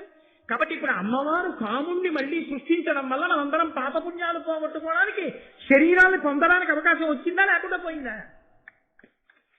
అమ్మవారి అనుగ్రహం లేదందులో కాదు. నేను మీతో ఇంకొక మాట మనం చేస్తాను, మీరు జాగ్రత్తగా ఆలోచించండి. అమ్మవారు కాముడు ఎప్పుడైతే బతికించిందో కామము బ్రతికింది. కామము బ్రతికితే బెంగ పెట్టుకోవాల్సిన అవసరం ఏంటి? నీ కామము ధర్మబద్ధమైతే నువ్వు పితృల నుంచి విముక్తుడమైపోయావు. ధర్మబద్ధమైన కామంతో ధర్మపత్ని యందు మనసు పెట్టుకున్నావు, సంతానాన్ని కండం వల్ల పితృల నుంచి విముక్తుడం అయిపోయావు. ఆస్తిక మహర్షి పుట్టడం వల్ల ఆ జరత్కారుడి యొక్క తల్లిదండ్రులు ఆ గడ్డి దుప్పు ఒంటివేరు పట్టుకుని కిందపడి వేలాడుతున్న వాళ్ళందరూ ఉన్నత లోకాలు పొందలేదు. కాబట్టి కామము ధర్మబద్ధమైంది. నీకేమిటి బెంగ? ఏమీ బెంగలేదు, నీకు పితృరుణం తీరింది. కాముడు ఉంటే నీకు బెంగ ఎందుకు? కాదు. ఏమంటే అదే వచ్చిన పెద్ద బాధ అండి. ధార్మికం చేయలేకపోతున్నాను, ధార్మికమైన కామం అనుభవించలేకపోతున్నాను, అప్పుడు బెంగలేదు. ఈ విషయం పరదేవతకి చెప్పు, అమ్మవారికి చెప్పు. అమ్మా నువ్వు కామాన్ని ఇచ్చావు, కానీ వచ్చిన పెద్ద చిక్కల్లా నేను నా కామాన్ని ధర్మంతో ముడి వెయ్యలేకపోతున్నాను. ఆ ముడి వెయ్యలేకపోవడం వల్ల నేను పాడైపోతున్నాను. కాబట్టి అమ్మా నువ్వే రక్షించని అడుగు. ఎవరు చట్టం చేశారో వాళ్లే చట్టాన్ని రద్దు చేసినట్టు నువ్వు అమ్మవారి పాదాలు పెట్టుకుంటే అమ్మ కాముండి పిలిచి ఆడి జోలికి వెళ్ళకండి. ఏమి నీకు భయం? దేనికి భయపడాలి? కాదు. ఇంకొక విషయాన్ని మీతో నేను మనవి చేస్తాను. మహాత్ములైన వారు ఉన్నారు, వారికి కామస్పర్శ ఉండదు. ఆయన అస్కలిత బ్రహ్మచారి, ఊర్ధ్వరేతస్కుడు. ఆయనకి అసలు ఎట్టి పరిస్థితుల్లో మనసుని కామమన్న స్పర్శ అంటాం. ఇప్పుడు ఆయన శరీరంతో ఉండిపోతాడా? నాకు చెప్పండి. ఎంత మహాత్ముడైనా కానివ్వండి, ఆయన శరీరము ఒక ప్రత్యేకమైనటువంటి దేశకాలములలోనైనా ఉంటుంది. ఎప్పటికీ ఉండిపోతుందా? ఎప్పటికీ ఎలా ఉంటుందండి? పరమాచార్య స్వామి వారు ఉంటే బాగుండని నాకుంది, చంద్రశేఖర భారతీ స్వామి వారు ఉంటే బాగుండని నాకుంది. ఉంటాయి ఆ శరీరాలు? చంద్రశేఖర భారతీ స్వామి వారే అయినా శంకర భగవత్పాదులే అయినా శరీరాలను వదిలిపెట్టేశారు, వెళ్ళిపోతాయి శరీరాలు. మరి శరీరం వెళ్ళిపోతే ఒక పెద్ద ఇబ్బంది ఒకటి ఉంది. మళ్ళీ ఇంకొక మహాత్ముడు శరీరంలోకి వచ్చి కూర్చుంటే మీకు బోధ ఉంటుంది. శరీరంలో మహాత్ముడు లేడు, మీకు బోధాది. ఆయన ఇప్పుడు శరీరంతో ఉన్నారనుకోండి పరమాచార్య స్వామి వారు, మనం ఆయన ఏ పల్లకిలో ఎక్కించి మనందరం కాకినాడ తీసుకొస్తే ఆయన అనుగ్రహమాచరణ చేస్తారు. శరీరంలో లేరు పరమాచార్య స్వామి. ఇప్పుడు ఆయన ఎలా మాట్లాడతారు? మాట్లాడడం కుదరదు. కాబట్టి మహాత్ముల పరంపర నడవాలి. మళ్ళీ మళ్ళీ మళ్ళీ మళ్ళీ మహాత్ములు రావాలి. ఇప్పుడు కూడా ఈ క్షణంలో మనకి కూడా మహాత్ములు ఉండాలి. ఉండి వాళ్ళు మాట్లాడితేనే మన తప్పులు మనకి తెలిసి మనం దిద్దుకుని మనం ధర్మ మార్గంలోకి వెడతాం. కానీ అలా చెప్పి మాట్లాడేటటువంటి మహాత్ముడు ఎలా వస్తాడు? ఆయన శరీరంలోకి రావాలంటే ఆయన తల్లిదండ్రుల మీద కాముడి బాణాలు పడవలసిందే. పరిపూర్ణ హృదయంతో స్త్రీ పురుషులిద్దరూ ఒండరులు సంగమించకపోతే పరిపూర్ణమైన ఆరోగ్యమైన శిశువు పుట్టడో. విముఖులై సంగమిస్తే తేజోవంతుడు ఆరోగ్యవంతుడైన శిశువు పుట్టడు. అలా కలవలేదు కాబట్టే వ్యాసుడే సంగమించిన సత్సంతానం కలగలేదు మహాభారతంలో. వెలవెలబోతే పాండురాజు పుట్టాడు, కళ్ళు మూసుకుంటే ధృతరాష్ట్రుడు పుట్టాడు. కాబట్టి పరిపూర్ణ హృదయంతో కలవాలి. పరిపూర్ణ హృదయంతో ఒక మహాపురుషుడు ఒక స్త్రీతో సంగమిస్తే తప్ప ఆయన వీర్యము స్ఖలనం అవ్వాలంటే ఆయనకి కామం కలిగి తీరాలి. ఆయనకి కామం కలిగితేనే ఆయన తేజస్సు వేరొక స్త్రీలోకి వెడుతుంది. వెడితేనే ఇంకొక మహాత్ముడు పుడతాడు. ఇంకొక మహాత్ముడు పుడితే తప్ప మీకు మాట్లాడేవాడు లేడు, మీకు రాసేవాడు లేడు, మీకు చెప్పేవాడు లేడు. అప్పుడు లోకం ఏమైపోవాలి? కాబట్టి ఇప్పుడు ఒక మహాత్ముడు పుట్టాలి అంటే ఆ మహాత్ముడు పుట్టడానికి యోగ్యమైనంత తేజస్సు కలిగిన ఇంకొక మహాపురుషుడిలో కామం కలగాలి. ఆయనకి కామం కలగదు. ఎందుకని అంటే ఆయన మహాపురుషుడండి. పరాశరుడికి కామం ఎందుకు కలుగుతుంది? ఒక్కనాటికి కలగదు. పరాశర మహర్షి వంటి మహాత్ముని యొక్క తేజస్సుని పట్టగలిగిన క్షేత్రం ఏర్పడాలి. అందుకని కారణజన్మురాల్ని సృష్టించాలి. కారణజన్మురాలు పుట్టాలి అంటే ఉపరిచర వసువు వంటి మహాపురుషుని యొక్క వీర్యం గిరికలోకి కాదు వెళ్ళవలసింది, శాప విమోచనం కావలసినటువంటి అద్రికలోకి వెళ్ళి అద్రిక నుండి మత్స్యగంధి పుట్టి మత్స్యగంధి వంటి ఉపరిచర వసువు యొక్క వీర్యములకు జన్మించినటువంటి గొప్ప క్షేత్రంలోకి పరాశరుని యొక్క తేజస్సు ప్రవేశిస్తే ఈ క్షేత్ర బీజ సంపర్కము చేత వేరొక మహాపురుషుడైన వేదవ్యాసుడు పుడతాడు. ఆయన పుడితే మీరు నేను కలిసి. ఇప్పుడు పరాశర మహర్షిలో కామం కలగాలి. ఆయన కలుగుతుందా? ఒక్కనాటికి కలగాలి. సత్యవతిని చూడగానే ఆయన మనసులో కామ ప్రచోదనం కలిగితే తప్ప వ్యాసుడు రాడు. వ్యాసుడు వస్తే తప్ప మీకు నాకు భారతం లేదు, వేద విభాగం లేదు, అష్టాదశ పురాణములు లేవు. ఇప్పుడంతటి మహాపురుషుడి మనసు కదపగలిగినదెవరు? ఎవరు చట్టం చెయ్యగలరో, ఎవరు రద్దు చేయగలరో వారే చెయ్యాలి. కాబట్టి ఇప్పుడు పరదేవత ఏం చేయాలి?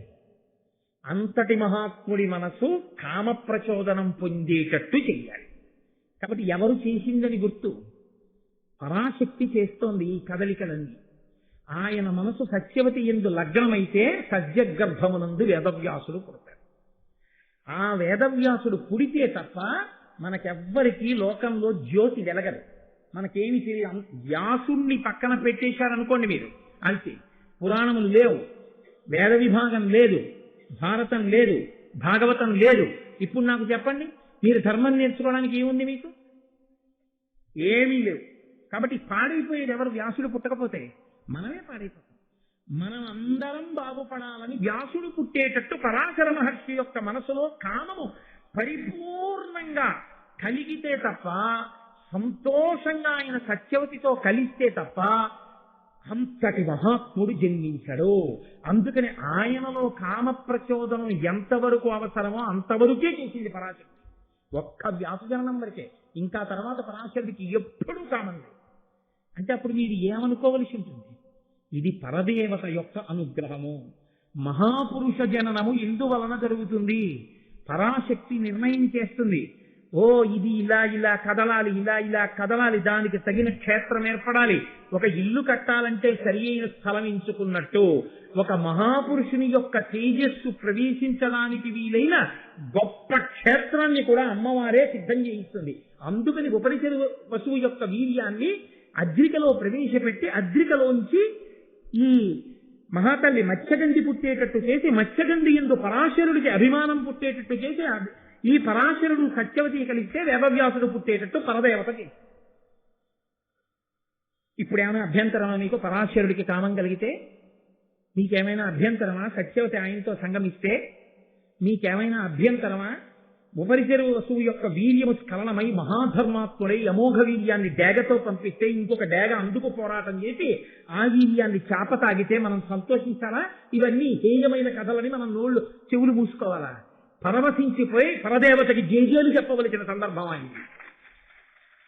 అది భారతం, అది ధర్మసూక్ష్మం. అందుకే మహాపురుష జననములను విచారణ చెయ్యవద్దు అని ఎందుకన్నారో తెలుసా అండి? నీకు వెనక పరదేవత ఎంతంత ప్రణాళికలు వేస్తోందో నువ్వు బాగా అర్థం చేసుకోగలిగావు అంటే నీకు పరదేవతానుగ్రహం ఉంది కాబట్టి అర్థం అవుతుంది. అందరూ అలా చదివగానే అలా అర్థమైపోతాయా? ఒక్కనాటికి అర్థం కావు. అది ఎవరికి పరదేవతానుగ్రహం ఉన్నదో, ఎవరికి పరాశక్తి యొక్క కృప ఉన్నదో వారికి మాత్రమే అది చదవగానే ఒళ్ళు పులకించి నమస్కారం చేస్తారు. అలా నమస్కరించగలిగినటువంటి ఔన్నత్యము దీనివల్ల కలుగుతుంది అంటే పరదేవతానుగ్రహం ఉంటేనే ధర్మ సూక్ష్మం అర్థమై కలుగుతుంది. అది నీకు కలిగినా కలగకపోయినా మహాపురుష జననమునందు నువ్వు వెకిలి నవ్వు నవ్వితే పాపం వస్తుంది.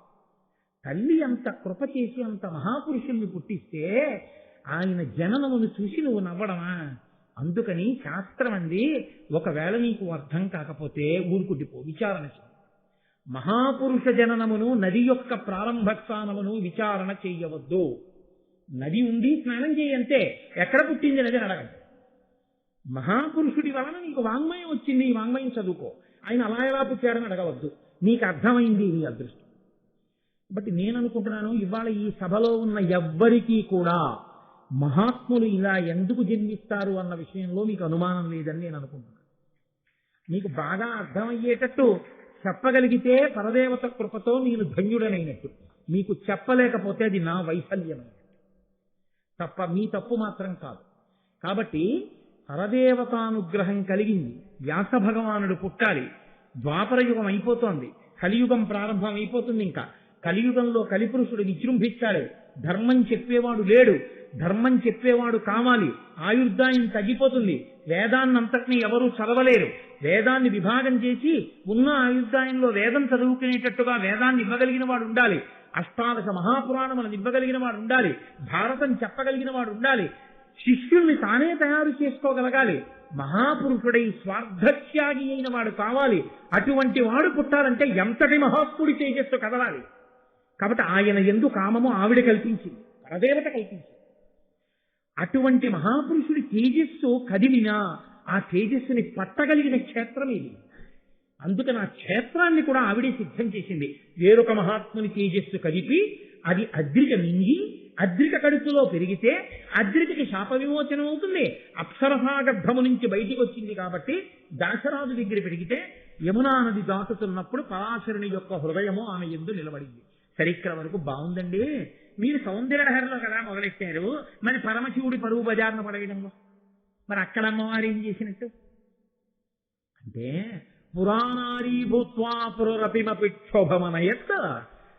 అంతటి పరమేశ్వరుడు కాముణ్ణి కాల్చిన వాడిలో కూడా కామం పుట్టించి జగన్మోహిని వెంట పరిగెత్తేటట్టు అమ్మవారే చేసింది. అందులో ఏ అనుమానం లేదు. ఎందుకు చేసింది? ఆయన పరువు బజార్న పారేయడానికి కాదు. హరి హరుడు ఇద్దరూ కలిస్తే తప్ప మహిషిని సంహరించగలిగిన అయ్యప్ప పుట్టారు. అయ్యప్ప పుట్టాలంటే వాళ్ళిద్దరూ స్త్రీ పురుషులుగా ఒండరులు అభిమానంతో చూసుకోవాలి. పరమశివుడు తన భార్య వంక తప్పలా చూడాలి. తన అందంతో విష్ణువు కనపడాలి. కనబడితే పుంస్వరూపంలో విష్ణువు, స్త్రీ స్వరూపంలో వైష్ణవి నారాయణి అమ్మవారు పార్వతీదేవి.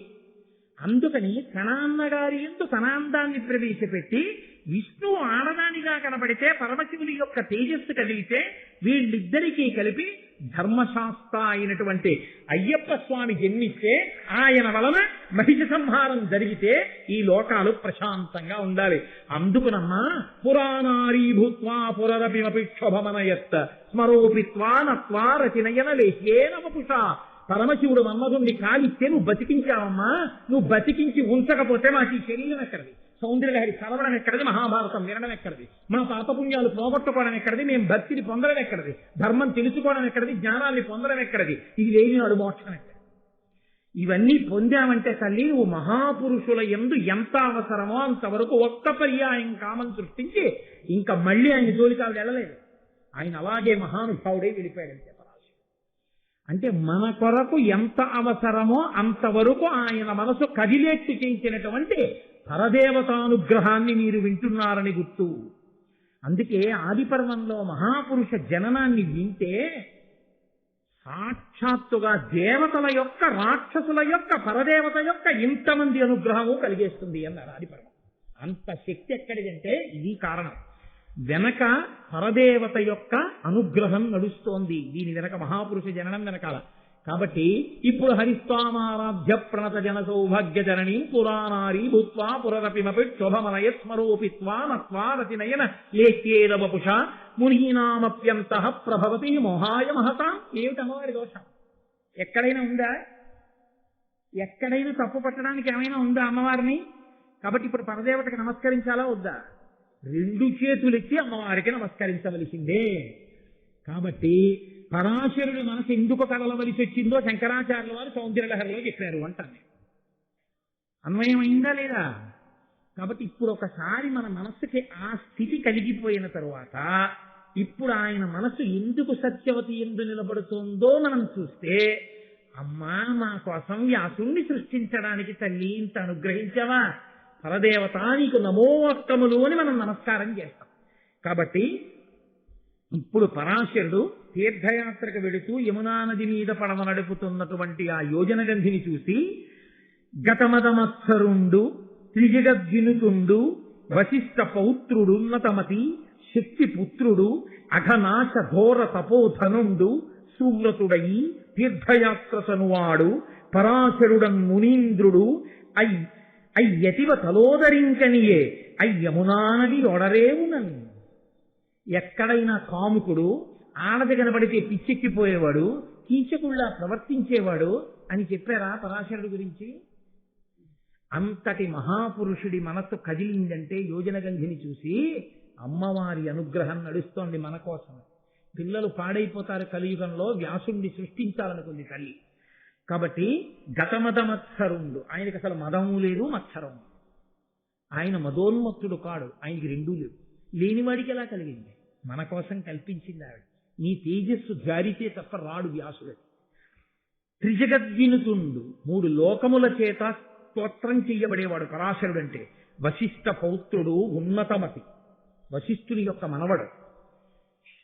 శక్తి మహర్షి యొక్క కుమారుడు. నిరంతరము కూడా విశాల హృదయంతో పవిత్ర భావనలతో ఉండేవాడే తప్ప హేయమైన ఆలోచన లేనివాడు. అఘనాశ ఘోర తపోధనుండు, పాపములు నశించిపోయేటట్టుగా ఘోరమైన తపస్సులు చేసినవాడు. సువ్రతుడయి, మంచి వ్రతంతో తీర్థయాత్రసనువాడు, తీర్థయాత్రకు వెడుతున్నవాడు.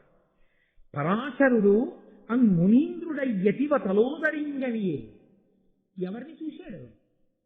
ఒంటి నిండా చేపల కంపు కొడుతూ యోజనం దూరం చేపల కంపు కొట్టేటటువంటి స్త్రీని చూశాడు. ఇందులో ఒక పెద్ద విచిత్రమైన విషయం. పొగ ఎక్కడ మొదలవుతుందో అక్కడ కూర్చుంటే పొగ దూరం, కంపు ఎక్కడ మొదలవుతుందో అక్కడికి వెడితే కంపు ఎక్కువ. మీరు రెండింటికి తేడా గమనించాలి. అందుకే చాలా పొగొస్తోంది, చాలా పొగొస్తోంది అనిపించింది అనుకోండి, పొగ ఎక్కడి నుంచి వస్తుందో అక్కడికి వెళ్ళి కూర్చున్నారనుకోండి పొగలో. చాలా పొగొస్తోంది, చాలా పొగొస్తోందని పొగొస్తున్న చోట మీరు నించున్నారనుకోండి, పొగ మిమ్మల్ని అంతా పట్టుకుంటుంది. ఇది నేను చెప్పడం కాదు. ఒకసారి పరమాచార్య స్వామి గారు ఒక తాటాకు పాకలో అనుష్ఠానం చేసుకుంటున్నారు. ఆయన ఇలా లోపలికి వెళ్ళేటప్పటికీ పాకంతా పొగ పట్టింది. ఎందుకురా పొగ పట్టింది అన్నారు. వాళ్ళు ఏదోనండి పాపం వండుదాం అనుకున్నారు, ఆ పచ్చికర్రం ఏమో పొగొస్తోందన్నారు. ఆయన అన్నారు, నా అనుష్ఠాన సామాగ్రిని తీసుకెళ్ళి ఆ పొయ్యి దగ్గర పెట్టండి అన్నారు. అదేమిటన్నారు. పొయ్యి దగ్గర పొగ ఉండదురా, మిగిలిన చోట్ల పొగ ఉంటుందన్నారు. హాయిగా అక్కడికి వెళ్ళి కూర్చుని ఆయన అనుష్ఠానం చేశారు. ఎక్కడ పొగ పుడుతూ ఉంటుందో అది మిగిలిన చోట్లకి వ్యాపిస్తుంది, ఎక్కడ పుడుతూ ఉంటుందో అక్కడ పొగ లేకుండా ఉంటుంది. ఎక్కడ దుర్వాసన వస్తూ ఉంటుందో అక్కడ దానికి దూరంగా ఉంటే తక్కువ వస్తుంది, దగ్గరగా వెళ్ళి ఎక్కడ పుడుతోందో అక్కడికి వెళితే బాగా వాసన వస్తుంది. ఇంతటి మహానుభావుడు అంత దుర్వాసన వస్తున్నటువంటి మత్స్యగంధికి దగ్గరికి వెళ్ళి అసలు నిలబడి చూస్తాడండి ఆయన. మరి చూశాడు అంటే మన కోసం చూశాడు అని చెప్పాలి, పరదేవతానుగ్రహంగా చూశాడు అని చెప్పాలి. చూసి ఆమె యొక్క పొందు కోరాడే. కోరితే మత్స్యగంధి పరాశరునితో అంది, తనువు మింకొలవచ్చు జాలరిదాన అట్లునుగాక ఏననగా కన్యక కన్యకామృతము అంతరించిన ఎట్లు మజ్జనకు నింటికి పొగనేస్తూ ప్రసాద బుద్ధి యునర్పు సన్మునిగణోత్తమ నాకు దోష విముక్తి ఎట్లగునట్లుగా. నేను కన్యని, నా కన్యాత్వం పోతే నా తండ్రి నన్ను గడపలో అడుగు పెట్టనిస్తాడా? అటువంటి తప్పుడు పని చేసి ఇంటికొస్తావా అంటాడు. కాబట్టి నువ్వు ఎంతటి మహాపురుషుడవైనా కావచ్చు, నీతో సంగమం నాకు ఎలా కుదురుతుంది? కుదరదంట. అంటే ఆయన అన్నాడు, ఇది బహుశః పరదేవత అనుగ్రహం, లేకపోతే నా మనసు నీ యందు నిలబడ్డం ఏమిటి? నీకు వరం ఇస్తున్నాను. నీ శరీరము చేపల వాసన వస్తోందని కదంటున్నావు, ఇక నుంచి నీవు యోజనగంధి అవుతావు, మత్స్యగంధివి కావు. నువ్వు ఎక్కడ నిలబడతావో అక్కడి నుంచి యోజనం దూరం సువాసనలు వచ్చి ఆకర్షిస్తాయి. అదే యదన భరత వంశానికి కారణం. ఋషి నోటి వెంట అనవసరంగా ఏ మాట రాదండి, అమ్మవారు పలికిస్తోంది. యోజనగంధివవుతో ఆ వాసనలే శంకర మహారాజుని తీసుకొచ్చి, అంటే నీ శరీరంలోంచి యోజనం దూరం సువాసనలు వస్తాయి. కాదు కాదు, నీ కన్యాత్వం చెడదు. 9 నెలలో 10 నెలలో నువ్వు గర్భమును ధరించక్కర్లేదు. సద్యగర్భంగా ఇప్పుడే నీకు మహాత్ముడు జన్మిస్తాడు నీ కడుపున. నీవు కన్యగానే ఉంటావు, నేను నీకు వరం ఇస్తున్నాను. పగటివేళ మంచు తెరలు సృష్టిస్తున్నాను నా యొక్క తపస్సు చేత. పరాశర మహర్షి యొక్క సంగమ ఫలితంగా పరమేష్టికల్పుడగు ఆ పరాశరు సమాగమమున పరమ గుణైకాభరణకు అనవద్య మనోహర మూర్తికి సత్యవతికి అమ్ముని శక్తిని సద్యోగర్భంబున హైమద్యుతి తేజుండు వేదమయుడు అఖిల మునీంద్రాజ్యుడు వేదవ్యాసుండు ఉద్య జ్ఞానంబుతోడ ఉదితుండయ్యన్ ఆ యమునా ద్వీపమున అమేయుడు కృష్ణుడయి లీలమెయి కృష్ణ ద్వైపాయునుడనబరగి వచశ్రీయుతుడు తపంబునందు చిత్తము నిలిపెన్. నిజంగా ఈ సంఘటన జరిగినప్పుడు నేను చెప్పడం మర్చిపోయాను, కానీ యథార్థానికి పైన మంగళధ్వని చేసి అయ్యప్ప స్వామికి నీరాజనం ఇవ్వాలి, దేవాలయాలన్నింటిలో నీరాజనాలు ఎత్తాలి వ్యాసజననం జరిగితే. అంతటి మహానుభావుడు పుట్టాడు ఇవాళ. నేను యథార్థం చెప్తున్నా, ఇవాళ కథ ఎవరు విన్నారో వాళ్ళందరూ ధన్యులు, వాళ్ళు దేవతానుగ్రహాన్ని పొందుతారు. కాబట్టి ఆ పరమేష్టి సమానుడైనటువంటి బ్రహ్మ సమానుడైనటువంటి పరాశర మహర్షి యొక్క అనుగ్రహం చేత సద్యోగర్భంలో అద్యుతి తేజుండు, సాక్షాత్తు సూర్యునితో సమానమైనటువంటి తేజస్సు కలవాడు, పుట్టుకతోనే 4 వేదములను నేర్చుకుని పుట్టినటువంటి వాడు. అసలు పుడుతూనే ఆయన వేదమయుడు, ఆయనకి వేదాలన్నీ వచ్చు. వ్యాసో నారాయణ స్వయం, సాక్షాత్తు నారాయణుడు పుట్టాడు. కాబట్టి అఖిల మునీంద్రాజ్యుడు, సకల మునులకు మొట్టమొదటి వాడు వేదవ్యాసుండు. బుద్ధ్య జ్ఞానంబుతోడ ఉదితుండయ్యన్, పుట్టుకతోనే మహాజ్ఞానంతో పుట్టాడు మహానుభావుడు. ఇంత కారణజన్ముడు ఎందుకు పుడతారండి? పరాశర మహర్షి లాంటి వాడికి కామం పుట్టకపోతే అది పరదేవతానుగ్రహం అంటే. కాబట్టి ఆయమునా ద్వీపమున అమేయుడు కృష్ణుడగి లీల మెయిన్ కృష్ణద్వైపాయునుడనబరిగి వచశ్రీయుతుడు తపమునందు చిత్తము నిలిపెన్. వచశ్రీమంతుడు అన్నారు ఆయన. ఆయన ఇంత జ్ఞానము కలిగి ఇన్ని వేదములను తెలిసి పుట్టడం కాదు, తనకిన్ని తెలిసి రాబోయే యుగంలో కలియుగంలో ప్రజలు పాడైపోకుండా నేను ఏది మాట్లాడి ఏది రచించి నా బిడ్డల్ని రక్షించుకోవాలన్న తాపత్రయంతో మాట్లాడగలిగిన మహాపురుషుడు పుట్టాడయా. వచశ్రీమంతుడు పుట్టాడు. పుడుతూనే నల్లటి వర్ణంలో పుట్టి మహానుభావుడు ఆ యమునా నది ఒడ్డున, అమ్మా నేను తపస్సు చేసుకోవడానికి వెళ్ళిపోతున్నానమ్మా అన్న. తండ్రి పరాశర మహర్షి అంతే, తన సహజ స్థితిలోకి వెళ్ళిపోయాడు, ఆయన వెళ్ళిపోయాడు. పుట్టినటువంటి బిడ్డడు ఆయన వెళ్ళిపోయాడు. ఇటువంటి మహాపురుష సంపర్కం చేత, మహాపురుష జననం చేత ఆమె యోజనగంధి అయింది. ఆమె కన్యాత్వము చెడలేదు. ఎదర భారత వంశం నిలబడ్డానికి కావలసిన ప్రాతిపదిక పడింది. శుభక్షణం, లేకపోతే అసలు కౌరవ పాండవులు పుట్టే అవకాశం లేదు. ఇక తర్వాత భీష్ముడితో సరి, ఆ భీష్ముడి సంతతి తిరిగితే ఏమో కథలా ఉండేదో. భీష్మ ప్రతిజ్ఞ చేయించి భీష్ముడినంత మహాత్ముడిగా నిలబెట్టింది. మళ్ళీ ఆ భీష్ముడు అలా నిలబడకపోతే, దీర్ఘాయుష్వంతుడు కాకపోతే వశిష్ఠ మహర్షి శాపం నిలబడదు. వశిష్ఠ మహర్షి యొక్క వాక్కు నిలబడ్డానికి ఇదిగో ఈ మహాత్ముడిప్పుడు పుట్టాడు. పుట్టి ఆయన తపస్సు చేసుకోవడానికి ఎడుతుంటే ఆయన్ని కృష్ణద్వైపాయనుడు అని పిలిచారు. అక్కడ వనంలో పుట్టి వెంటనే తపస్సుకు వెళ్ళిపోయాడు కాబట్టి దీపంలో కృష్ణద్వైపాయనుడు అని పేరు వచ్చింది. కాబట్టి అటువంటి మహానుభావుడై ఆయన ఆ వ్యాసుడు తపస్సుకి వెళ్ళిపోయాడు. వెళ్ళిపోయిన తరువాత, నాయనా నువ్వు నన్ను అడిగావు కదా ఎందుకు జరిగింది భారత యుద్ధం, అసలు ఎందుకు చెప్పిన మాటలు వినలేదని కదా నువ్వు అడిగావు. ఈ భూమికి భారం పెరిగిపోయింది పాపుల చేత. భారం పెరిగిపోతే భూదేవి ఏడ్చింది, ఈ లోకంలో పాపభారం పెరిగిపోతోంది, దీన్ని నిర్మూలించడానికి దేవతాంశలు రావాలి, శ్రీమన్నారాయణుడు కదిలి రావాలి, వచ్చి పాపభారాన్నంతటినీ పోగొట్టాలి అని అంటే తప్పకుండా అలాగేనని వరణించారు. ఇప్పుడు ఎంత పాపభారం పెరిగి ఉన్నదో తెలుసా అండి ఆ సమయంలో? అది పోగొట్టడానికి ఒక్క పరమేశ్వరుడు వస్తే సరిపోదు, దేవతలందరూ అంశలతో కదిలి రావాలి. అందుకని దేవతలందరూ కదిలి వచ్చారు. దేవతాంశలలో వచ్చినటువంటి వారు కొందరు, రాక్షసాంశలలో పుట్టేసిన వారు కొందరు.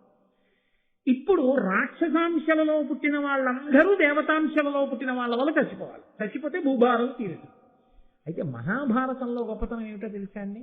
దేవతాంశలలో ఉన్న వాళ్ళు రాక్షసాంశలలో ఉన్న వాళ్ళ దగ్గరికి వెళ్ళి నిలబడి యుద్ధం చేశారు. భీష్ముడు దేవతాంశలో వచ్చినవాడు, ద్రోణుడు బృహస్పతి అంశ.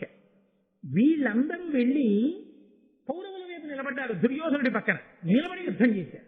దేవతాంశంలో పుట్టిన వాళ్ళు పాండవుల పక్కన నిలబడాలా, కృష్ణుడున్న వైపు నిలబడాలా, వ్యతిరేక వర్గంలో వెళ్ళి దుర్యోధనుడి వైపు నిలబడి యుద్ధం చేస్తారా? అలా ఎందుకు చేశారు? ఓ పెద్ద ధర్మ సంబంధమైన అనుమానం కదండి. అంటే మీకు నేను ఒక ఉదాహరణ చెప్పవలసి ఉంటుంది. మంట రాజుకోవాలి అంటే ఏం చేస్తాం? మీరు ముందు మీ కళ్ళకి మంట కలిగినా, మీకు ఖేదం కలిగినా ఆ పొగని భరిస్తూ ఓ గొట్టం పట్టుకుని అని మంట దగ్గరికి వెళ్ళి ఊదాలి. మీరు ఊదితే రాజుకుంటుంది. రాజుకుని మంట పుట్టింది అనుకోండి, ఇంకా తర్వాత నీళ్లు కాచుకోవచ్చు, అన్నం ఎసరు వండుకోవచ్చు, అన్ని చేసుకోవచ్చు. ముందు కష్టపడాలా వద్దా? దుర్యోధనుడు యుద్ధానికి వచ్చి నిలబడాలి అంటే భీష్ముడు, ద్రోణుడు, కృపుడు అందరూ గెలిపారనుకోండి, వాడు యుద్ధం చేయడు. ఎవరిని చూసుకుని యుద్ధం చేయనంటే, ఎవరిని చూసుకుని యుద్ధం చేయనని యుద్ధం చేయడం మానేశాడు అనుకోండి, పన్నాగాలు పొందుతూనే ఉంటాడు. ఎప్పుడు ఎలా రాక్షసాంశలు పోవడం? రాక్షసాంశలు దేవతాంశలతో తలబడాలంటే వాడికి ధైర్యం కలగడానికి కొన్ని దేవతాంశలు తమ స్వరూపమునందు మార్పు లేకుండానే వెళ్ళక్కడ నిల్చోవాలి. అందుకు నిల్చున్నాడు భీష్ముడు, ద్రోణుడు. అది మహాభారతంలో అత్యంత చమత్కారం.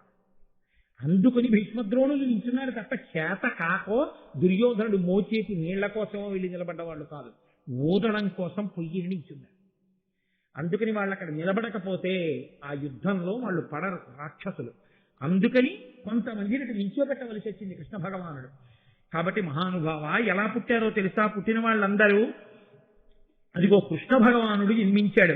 యాదవ వంశంబున జగదాదిజుడగు విష్ణుదేవునంశంబున ఉత్పాదిల్య కృష్ణుడు అపగత ఖేదుడు వసుదేవ దేవకీ దేవులకు. అపగత ఖేదుడు అంటే అసలు దుఃఖమే లేనివాడు. ఎన్నడూ దుఃఖం లేనటువంటి పరమాత్మ ఈ లోకంలో ధర్మాన్ని స్థాపించడం కోసం దేవకీ వసుదేవులకి కుమారుడిగా పుట్టాడు.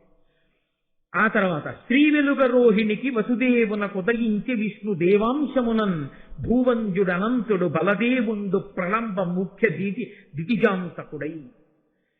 ప్రళంబుడు మొదలైనటువంటి రాక్షసుల్ని సంహరించడానికి ఆదిశేషుడు బలరాముడి అనబడేటటువంటి పేరుతో ఆదిశేషుని యొక్క అంశ బలరాముడిగా రోహిణీ వసుదేవులకు జన్మించింది. సనత్కుమారుడు ప్రద్యుమ్నుడిగా వచ్చాడు. 16,000 మంది అప్సరసలు గోపికలుగా వచ్చారు. దేవతలే యదు, వృష్ణి, భోజ, అంధక కులాలలో రాజులుగా వచ్చారు వంశాలలో. వసువులలో ప్రభాసుడు అనబడేటటువంటి ఒక గొప్ప వసువు భీష్మాచార్యుడిగా వచ్చాడు. దేవతల గురువైన బృహస్పతి ద్రోణాచార్యుడిగా వచ్చాడు. కామము క్రోధము కలగలిసి ఉంటే ఎంతో ప్రమాదం. ఈ రెండు కలగలిస్తే పుట్టినవాడు అశ్వత్థామ. ఏకాదశ రుద్రుల అంశలో పుట్టినవాడు కృపాచార్యుడు. అందుకే కురుక్షేత్ర యుద్ధంలో అందరూ మడిసిపోయినా కృపాచార్యుడు మాత్రం ఎప్పటికీ గురుత్వం వహించాడు. పరీక్షిత్తు కూడా గురువు కృపాచార్యుడు. కాబట్టి ఏకాదశ రుద్రాంశలో వచ్చినవాడు కృపుడు. సూర్యుని యొక్క అంశలో వచ్చినవాడు కర్ణుడు. హంసుడు అనబడేటటువంటి గంధర్వుడు ధృతరాష్ట్రుడిగా వచ్చాడు. మతి గాంధారిగా వచ్చింది. కలిపురుషుడు దుర్యోధనుడిగా పుట్టాడు. పౌలస్య భాతృవంశమంతా కూడా రాక్షసులందరూ కలిసి దుర్యోధనుడి యొక్క సోదరులుగా వచ్చారు. హిరణ్యకశిపుడు శిశుపాలుడిగా పుట్టాడు. సంహలాదుడు శల్యుడిగా పుట్టాడు. విప్రచిత్తి జరాసంధుడిగా పుట్టాడు. కాలనీని కంసుడిగా పుట్టాడు. శ్రీ మహాలక్ష్మి రుక్మిణిగా పుట్టింది. స్త్రీ పుంస రెండు రూపములు కలిసి ఉండేటటువంటి వాడు, అటువంటి రూపము కలిగినటువంటి వాడు ఒక దేవత శిఖండిగా పుట్టాడు. మరుద్గణాంశతో పుట్టినటువంటి వాడు పాండురాజు. మాండవ్యుని యొక్క శాపం వలన యమధర్మరాజు గారు మళ్ళీ పుట్టవలసి వస్తే విదురుడిగా పుట్టారు. సిద్ధి బుద్ధి ఇద్దరు కుంతి మాదిరిగా పుట్టారు.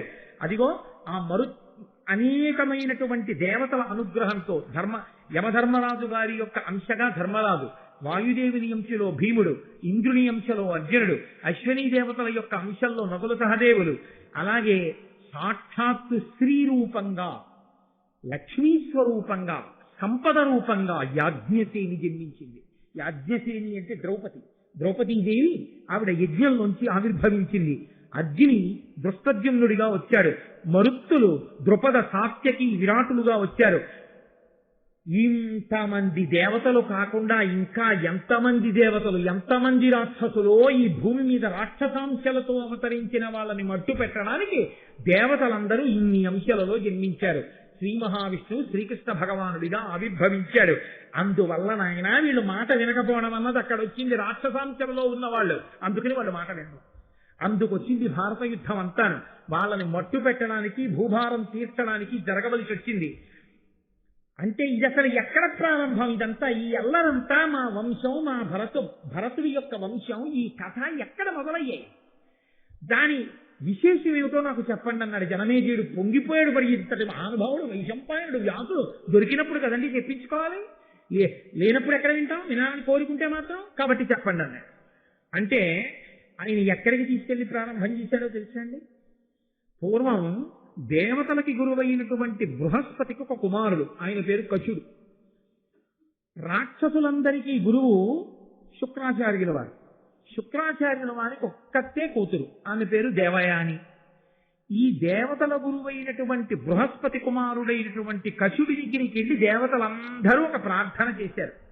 ఏమని అంటే, పోరను మృత సంజీవని కారణమున నిహతులయ్యుగారసువరులు వారల నోర్వగ మనకతి భారము దుర్వార వీర్య బలయుతులగుటం. ఆ శుక్రాచార్యుల వారి దగ్గర మృత సంజీవని విద్య ఉంది. ఆయన వృషపర్వుడు అనబడేటటువంటి రాక్షసుడి దగ్గర మంత్రిగా పనిచేస్తున్నాడు, బ్రాహ్మణుడిగా ఉన్నాడు. ఆయన పురోహితుడు. ఆయనకి మృత సంజీవని విద్య వచ్చిన కారణం చేత దేవతలకి రాక్షసులకి యుద్ధం జరిగితే రాక్షసులు చచ్చిపోయిన వాళ్ళందరినీ మృత సంజీవని విద్యతో బతికించేస్తారు, దేవతల్ని మాత్రం బతికించేవాడు. కాబట్టి ఇప్పుడు శుక్రాచార్యుల వారి దగ్గర మృత సంజీవిని విద్య తెలుసుకోవాలి. శుక్రాచార్యుల వారు ఇంత గొప్ప విద్య ఎందుకు ఇస్తారు? చక్కరితనంతో గురువు గారి దగ్గర నేర్చుకున్నారనుకోండి, తెలిసిన తర్వాత గురువు గారు ఆ విద్య నీకు పనికి రాకుండా కాక అంటే పరశురాముడు ఇవ్వలేదు పట్టుడికి శాపం. అందుకని గురువుల్ని మోసం చేసి తెలుసుకోలేరు. కాబట్టి గురువు గారి అనుగ్రహంతోనే తెలుసుకోవాలి. గురువు ఎందుకు వచ్చినా సరే ఎందుకు అనుగ్రహించేస్తాడు? గురు శుశ్రూష త్రికరణ శుద్ధిగా చేస్తే గురువు అనుగ్రహించేస్తాడు. కాబట్టి నువ్వు వెళ్ళి చెప్పు, నేను బృహస్పతి కుమారుణ్ణని, దేవగురువు యొక్క కొడుకునని చెప్పి నువ్వు బాగా శుక్రాచార్యుల వారి సేవ చేయి. శుక్రాచార్యుల వారి సేవ ఒక్కటి చేస్తే సరిపోదు. శుక్రుడి ప్రీతంతా తన ఒక్క కూతురు దేవయాని మీద ఉంది. దేవయాని ప్రేమ కూడా చూరకూడదు. ఇప్పుడు దేవయాని ప్రేమ కూడా నువ్వు పొందితే, దేవయాని చెప్తే ఏదో ఒక కారణం చేత నీకు మృత సంజీవని దొరుకుతుంది ఆ విద్య. కాబట్టి త్రికరణ శుద్ధిగా ఇద్దరినీ చేయించు, గురువుగారి కూతుర్ని కూడా. అంటే తప్పకుండా చేస్తానని కచుడు శుక్రాచార్యుల వారి దగ్గరికి వెళ్ళాడు. ఎవరైనా బృహస్పతి కొడుకు. బృహస్పతి ఎవరు? దేవతల గురువు. వెళ్ళి దాపరికం లేదు, ఉన్నదున్నట్లు మాట్లాడాడు శుక్రాచార్యుల వారితో. ఆయన అన్నాడు, ఏను కచుండను వాడ మహానియమ సమన్వితుడా బృహస్పతి సుతుడన్ మానుగ వచ్చిటి నీకును భానులిభా శిష్యవృత్తి పనిచేయంగన్. నేను చాలా నియమములు కలిగినటువంటి వాణ్ణి, దేవగురువు అయినటువంటి బృహస్పతి కుమారుణ్ణి. నన్ను కచుడు అంటారు. నేను నీకు సేవ చేసి నీ దగ్గర విద్యను నేర్చుకోవాలని వచ్చాను.